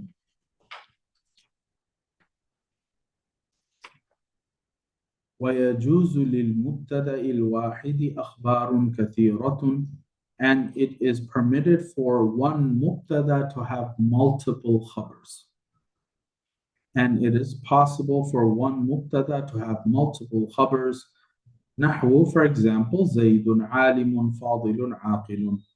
Okay, so you could have one mubtada, your khabar can be in the form of a sentence, or you could have multiple words that are functioning as multiple khabars for one mubtada. With me so far? Yes. Okay, so footnote 212 and 213. What are the scenarios? What are the scenarios where you could bring the khabar before the mubtada? Because that's not usually the case. Okay, so footnote number 213. The tables below mention the situations when it is compulsory to bring the mubtada first and when it is compulsory to bring the khabar first. Okay, so when do you have to bring the mubtada first? In other words, when does the sentence have to be in the default form of mubtada and then khabar? Number one, the mubtada, when it consists of a noun that requires sadrul kalam, which means it has to come at the beginning of a sentence, like hamza istifham or kam khabariya. So, for example, I'm trying to think if this is supposed to be man ja'a. Yeah, it's supposed to be man ja'a. Right? Who came? So you can't say ja'a man. You have to say man ja'a, in which case the mubtada has to come before the khabar. Number two, the mubtada is mudaf to a noun that requires sadrul kalam. The mubtada is mudaf to a noun that has to come before, so therefore it'll come before the khabar. So غلام man mujtahidu. غلام man, the servant of whom? So ghulam is mubtada, but ghulam is also mudaf to a word that has to come at the beginning of a sentence, which is man. So you have to say ghulamu man, and it has to come before the khabar. Number three, the mubtada is attached with a lam of ta'keed, which is also known as lamul ibtida, so it has to come at the beginning. وَلَعَبْدٌ مُؤْمِنٌ خَيْرٌ مِّن مُشْرِكٍ. Okay? لَعَبْدٌ مُؤْمِنٌ خَيْرٌ مِّن مُشْرِكٍ. Number four, both the mubtada and khabar are ma'rifah, and there is no sign to specify other. In which case, you could assign either of them to be the mubtada or either of them to be the khabar. But if you look back to, so you could assign either of them to be mubtada and the other one to be khabar, in which case you would bring the word you intend as mubtada first, and then you would bring the other ma'rifah word that you intend as khabar second. Like the word, like the example, akhuka aliyun. So if you mean it that way, you have to say akhuka aliyun. You cannot say aliyun akhuka unless you intend Ali to be the mubtada. Okay, this is when both the mubtada and khabar are ma'rifah. Number five, both the mubtada and khabar are nakira, and there's no sign to specify other. If both of them are nakira and you can't tell them apart, then you have to bring the nakira word that you intend as the mubtada first, and then you bring the khabar nakira word. Asannu minka, asannu minni. Okay. Number six, when the mubtada is limited in the khabar. When the mubtada is limited in the khabar, it has to come before the khabar. For example, innama anta nadir. You cannot say innama nadirun anta. Okay? Number 7, when the khabar of the mubtada is a jumla fi'liya. Zaydun qama. Qama is a jumla fi'liya because it is a fi'l and a fa'il. That's enough for it to be considered a jumla fi'liya. So it has to come after Zaydun if you intend Zayd to be the mubtada. If it is a jumla fi'liya and Zaydun is to be the fa'il, then qama as the fi'l will come before. It'll become qama Zaydun, in which case it's a jumla fi'liya, fi'l, fa'il, and it's not going to be part of this discussion. But if you say Zaydun qama, then Zayd as the mubtada has to come before the khabar because the khabar is a fi'l. Number 8, when the khabar is attached with a ha at the beginning. Sorry, with the fa at the beginning. الذي يجتهد فله جائزة. So the khabar has a fa at the beginning, which is kind of showing a result of something, which means the mubtada has to be mentioned first and then the khabar, because you're trying to show the result of yajtahidu. Okay. And lastly, number 9, when the mubtada is a dua, salamun alaykum, you can't say alaykum salam, right? We respond in that way, all right? But when you are responding, you are specifying the fact that your dua is specifically to that person. Whereas when you say salamun alaykum, you are saying that dua is specifically upon you, right? And the response is on that person is on that person specifically is your du'as. The second table is when it is necessary to bring the khabar first. When can you bring the khabar before the mubtada? Number 1, when the khabar is a dharf or a khabar. So عندك ضيف. Okay. When the khabar begins with a harf jar, في الدار رجل, or you could say رجل في الدار. Okay. Obviously, when you say رجل في الدار, you're saying رجل استقر في الدار. You're kind of implying that one word so that the khabar can become a complete sentence, right? Otherwise, it is necessary for you to bring the khabar before في الدار رجل. Number 3. The khabar consists of a noun which requires to come at the beginning of a sentence. كيف حالك, right? You could say حالك كيف. That doesn't make any sense, right? كيف حالك is said the way it is because كيف as a word has to come in the beginning of a sentence. Number 4, the khabar is mudaf to a noun which requires to come in the beginning. Ibnu man anta. Ibnu man anta. Because you can't say anta ibnu man. Anta ibnu man. You could say it and it might be said colloquially, but grammatically, ibnu man has to come before because ibn, which is the khabar, is mudaf to a word man, which has to come in the beginning of a sentence. Therefore, the khabar comes before the mubtada, ibnu man anta.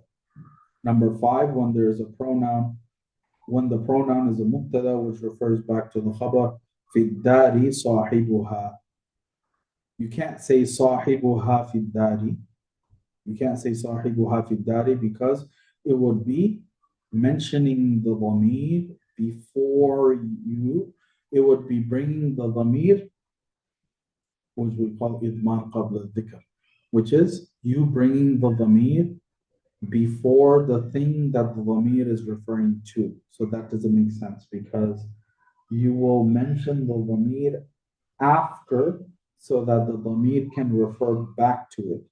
If you bring the dhamir first, what is it actually referring back to? That's going to be the case in this example. فَصَاحِبُهَا, the ha is referring to dar. But fi dari has to be the khabar. But in this case, because the ha dhamir refers back to fi dari, it comes in the beginning. The last one is when the khabar is limited in the mubtada, like ma khaliqun illa Allah. When the khabar is limited in the mubtada, ma khaliqun illa Allah. So you can't say illa Allah ma khaliq. Okay, so kind of just going through it so you have an idea of how usually the mubtada and khabar do have to follow each other in order, but sometimes you have some leeway. Okay.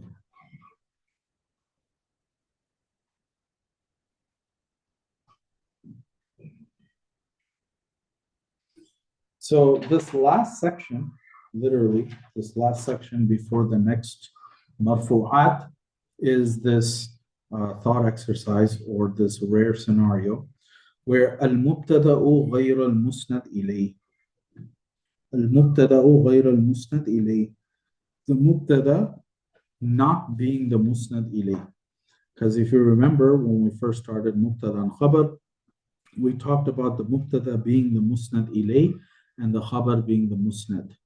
Right? Now, what happens when the mubtada is not a musnad ilayh? What happens when the mubtada is not a musnad ilayh? And the mubtada is now occurring as a musnad. So وَاعْلَمْ أَنَّ لَهُمْ قِسْمًا آخَرْ مِنَ الْمُبْتَدَى. Know that there's another type of the mubtada لَيْسَ مُسْنَدًا إِلَيْهِ, which is not occurring as a musnad ilayh, وَهُوَ صِفَةٌ, but it is occurring as a sifa. And it is occurring وقعت after a harf nafi, بعد حرف النفي. Example, ما قائم زيد. ما قائم زيد.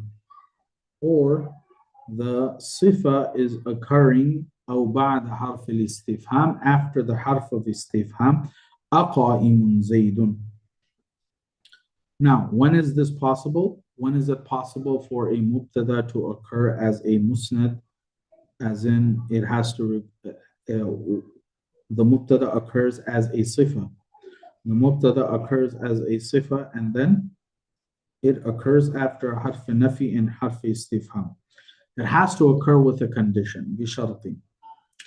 And the condition is أن ترفع تلك الصفة اسما ظاهرا, that sifa gives the ism zahir a marfu'. The sifa gives the ism zahir a marfu'. Example, ma qa'imun az-zaydani and aqa'imun az-zaydani. Okay? بخلاف ما قائمان az-zaydani, as opposed to ma qa'imani az-zaydani. Okay, so let's read through the footnote, because this is, again, this isn't a common scenario, but it's mentioned in the book nonetheless. Okay, so starts from 215. All grammarians have agreed upon the mubtada discussed as the musnad ilayh until this point. However, the author discusses a unique scenario where the mubtada is occurring as a musnad and not the musnad ilayh. Okay, so it can happen, but it's rare. And this unique scenario is accepted by most grammarians. The scholars of Basra and Kufa have generally accepted this scenario. The reality of this scenario is that the grammarians could not establish the reason the musnad had a halatul rafa attached to it. The only option they could work out is that it's actually functioning as the mubtada, and that's why some have called it a mubtada durura, that it's mubtada by necessity. Again, it's a rare scenario, so you don't really have to worry about it. So the mubtada is normally the musnad ilayh, but is the mubtada, is there any mubtada which is not the musnad ilayh? Yes. When the mubtada is a sifa, what does it mean when the mubtada is a sifa? When it is an ism fa'il, ism maf'ul, and so on. And it also occurs after either a harf nafi or a harf istifham. in which case this mubtada will no longer be a musnad ilay, rather it will be a musnad. However, this will only occur if the ism zahir, which is the word after the sifa, which is acting as the mubtada, is a ma'mul of the sifa. So the second word basically has to be ma'mul of the first word, which is acting as the mubtada. Example, ma qa'imun zaydani. The word zaydani is the fa'il of qa'imun. Therefore, the word qa'imun, despite being mubtada, will not be regarded as musnad ilay. Instead, it is the musnad, and the word zaydani is the musnad ilay. Okay? Footnote 217. What does it mean? ترفع تلك الصفة اسما ظاهرا. The reason the condition ترفع تلك الصفة اسما ظاهرا has been added is because if the qa'imun is considered as though it is giving the dhamir, the halatul rafa, it will not be allowed to be regarded as mubtada. The reason for this is because if the qa'im is giving the dhamir, the halatul rafa, it will be assumed as though there is the dhamir hidden within qa'im, which will make the qa'im into a jumla. And the grammarians say the mubtada has to be a singular word. The mubtada cannot be a jumla. Just like a long-winded way of why this is not possible, simply because the mubtada would then eventually be implied as a sentence, and the mubtada cannot be a sentence. Okay. So why is the word qa'imun in the sentence ma qa'imun zaydani mubtada? The word qa'imun is definitely the mubtada in the sentence ma qa'imun az-zaydani, because the qa'imun is giving the preceding word az-zaydani halatul rafa. In such a scenario, it is not possible to assume zaydani as the mubtada, so the word qa'imun is definitely assumed as the mubtada. Okay. However, footnote 219, why is ma qa'imani zaydani not regarded the same way? Because we said ma qa'imun zaydani, qa'imun is the mubtada, zaydani is the khabar. Okay. However, in ma qa'imani zaydani, the word qa'imani will be regarded as the khabar, and the word zaydani will be regarded as the mubtada, meaning the khabar is coming first and then the mubtada is coming second. Why is this the case? Why ma qa'imun zaydani is mubtada khabar, but ma qa'imani zaydani is khabar and then mubtada?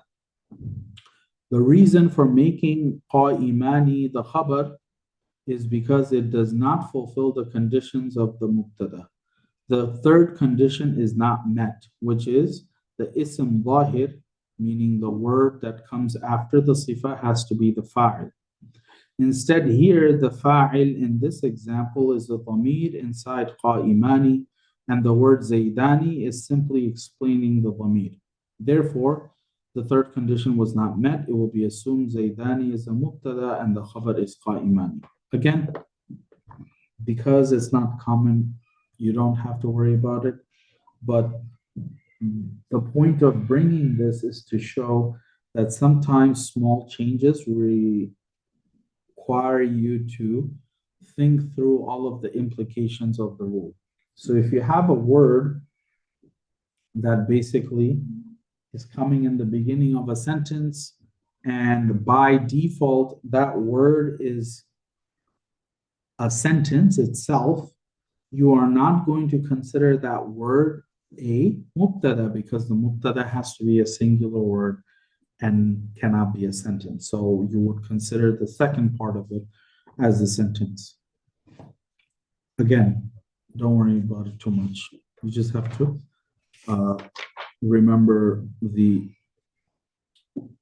first two things that we talked about, which is when is it necessary for the mubtada to come first, and when is it required for the khabar to come first. Okay. Any questions? Okay. No, I'm good, Sheikh. So 4 of the 8 marfu'at have the most details. Fa'il, maf'ul, mubtada, khabar.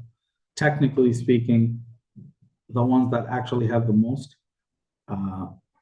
details is fa'il, because maf'ul ma lam yusamma fa'iluhu takes all the rules of fa'il, right? Mubtada doesn't have that many rules. Khabar has rules. So fa'il and khabar are the 2 of the first 4 marfu'at that has actual details. The remaining 4 of the marfu'at don't have that many details because they're simply, not that complicated. So tafsilu khabari inna wa akhawatiha. So the ism of inna is mansub, which is going to be part of the mansubat, and the khabar of inna is marfu', which is why it's part of the marfu'at. So faslun khabaru inna wa akhawatiha wa hiya anna wa an wa ka'anna wa lakinna wa layta wa la'alla. So inna, anna, ka'anna, lakinna, layta, la'alla. Inna is not mentioned separately because it's literally just the same as anna, but there's a distinction which is being highlighted here. فهذه الحروف تدخل على المبتدأ والخبر. These huruf enter upon a mubtada and a khabar, and فَتَنْصِبُ الْمُبْتَدَى, and they give the mubtada a nasab, وَيُسَمَّى اسْمُ inna, and it becomes the ism of inna, وَتَرْفَعُ الْخَبَرَ, and it gives the khabar a rafa', وَيُسَمَّى خَبَرُ inna, and it becomes a khabar of inna. فَخَبَرُ inna, and the khabar of inna هو المسند, it becomes the musnad بعد دخولها, after the entrance of inna upon the sentence. Example, inna zaydan qa'imun. Okay. So qa'imun is the musnad, zaydan is the musnad ilay. So if you remember in Tuhfa last year, we talked about, how you have basically a mubtada and khabar like Zaydun qa'imun, which are basically 2 nouns, and it's a mubtada and khabar. And when you have inna, for example, the first noun, which is the mubtada, becomes the ism of inna, and its i'rab changes to nasab. And qa'imun becomes known as the khabar of inna as opposed to just a khabar. Right? The khabar of inna instead of just the khabar. And in Tuhfa, basically, they said it removes the marfu' of khabar and it adds the marfu' of the khabar of inna. Basically, there's obviously no difference when you are saying it, but that's the assumed effect of these words on the mubtada and khabar, that the mubtada becomes known as the ism of inna, the khabar becomes known as the khabar of inna, and the mubtada's i'rab changes to a nasab, and the khabar's i'rab changes from the marfu' of khabar to the marfu' of the khabar of inna. Okay, it's just referring to the things like that. حكم خبر إن وأخواتها, the rule of the khabar of inna and its sisters, وحكمه في كونه مفردا أو جملة أو معرفة أو نكرة كحكم خبر المبتدا. Simple as that. The rule with regards to the khabar of inna, whether it is a single word or a sentence or marifa or nakira, is like the rules of the khabar of mubtada, because it's literally the same thing. All it is, it's now called the khabar of inna, or whatever sister came before it. وَلَا يَجُوزُ تَقْدِيمُ أَخْبَارِهَا عَلَى أَسْمَائِهَا. It is not permitted for you to bring the khabar before the ism. Unlike how you can bring the khabar before the mubtada, you cannot bring the khabar of inna before the ism of inna. That's what it's referring to here. except إلا إذا كان ظرفا, except when it is a ظرف. Example, إن في الدار زيدا. So instead of saying إن زيدا في الدار, you could say إن في الدار زيدا, only when it's ظرف. Why? لمجال التوسع في الظروف. لمجال التوسع في الظروف. So let's look at footnote 226. This is on the next. No, sorry, this is on the bottom of the page. So why is it allowed to bring the khabar of inna before the ism of inna in dharf? In dharf, the rules are more relaxed than other situations according to Arabs because of the constant usage of dharf as the khabar. All right, لِمَجَالِ التَّوَسُّعِ, there's more leniency, there's more leeway in dharf. Moreover, the dharf is such an imperative component of an action, as almost every action is attached to some time and place, whether you mention it or not.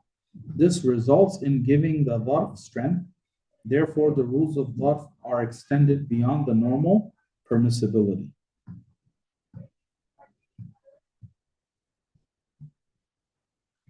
Okay, so if it's dharf, you could bring it before the ism of inna wa akhawatiha. Otherwise, the ism of inna will always come first and then the khabar of inna. All right?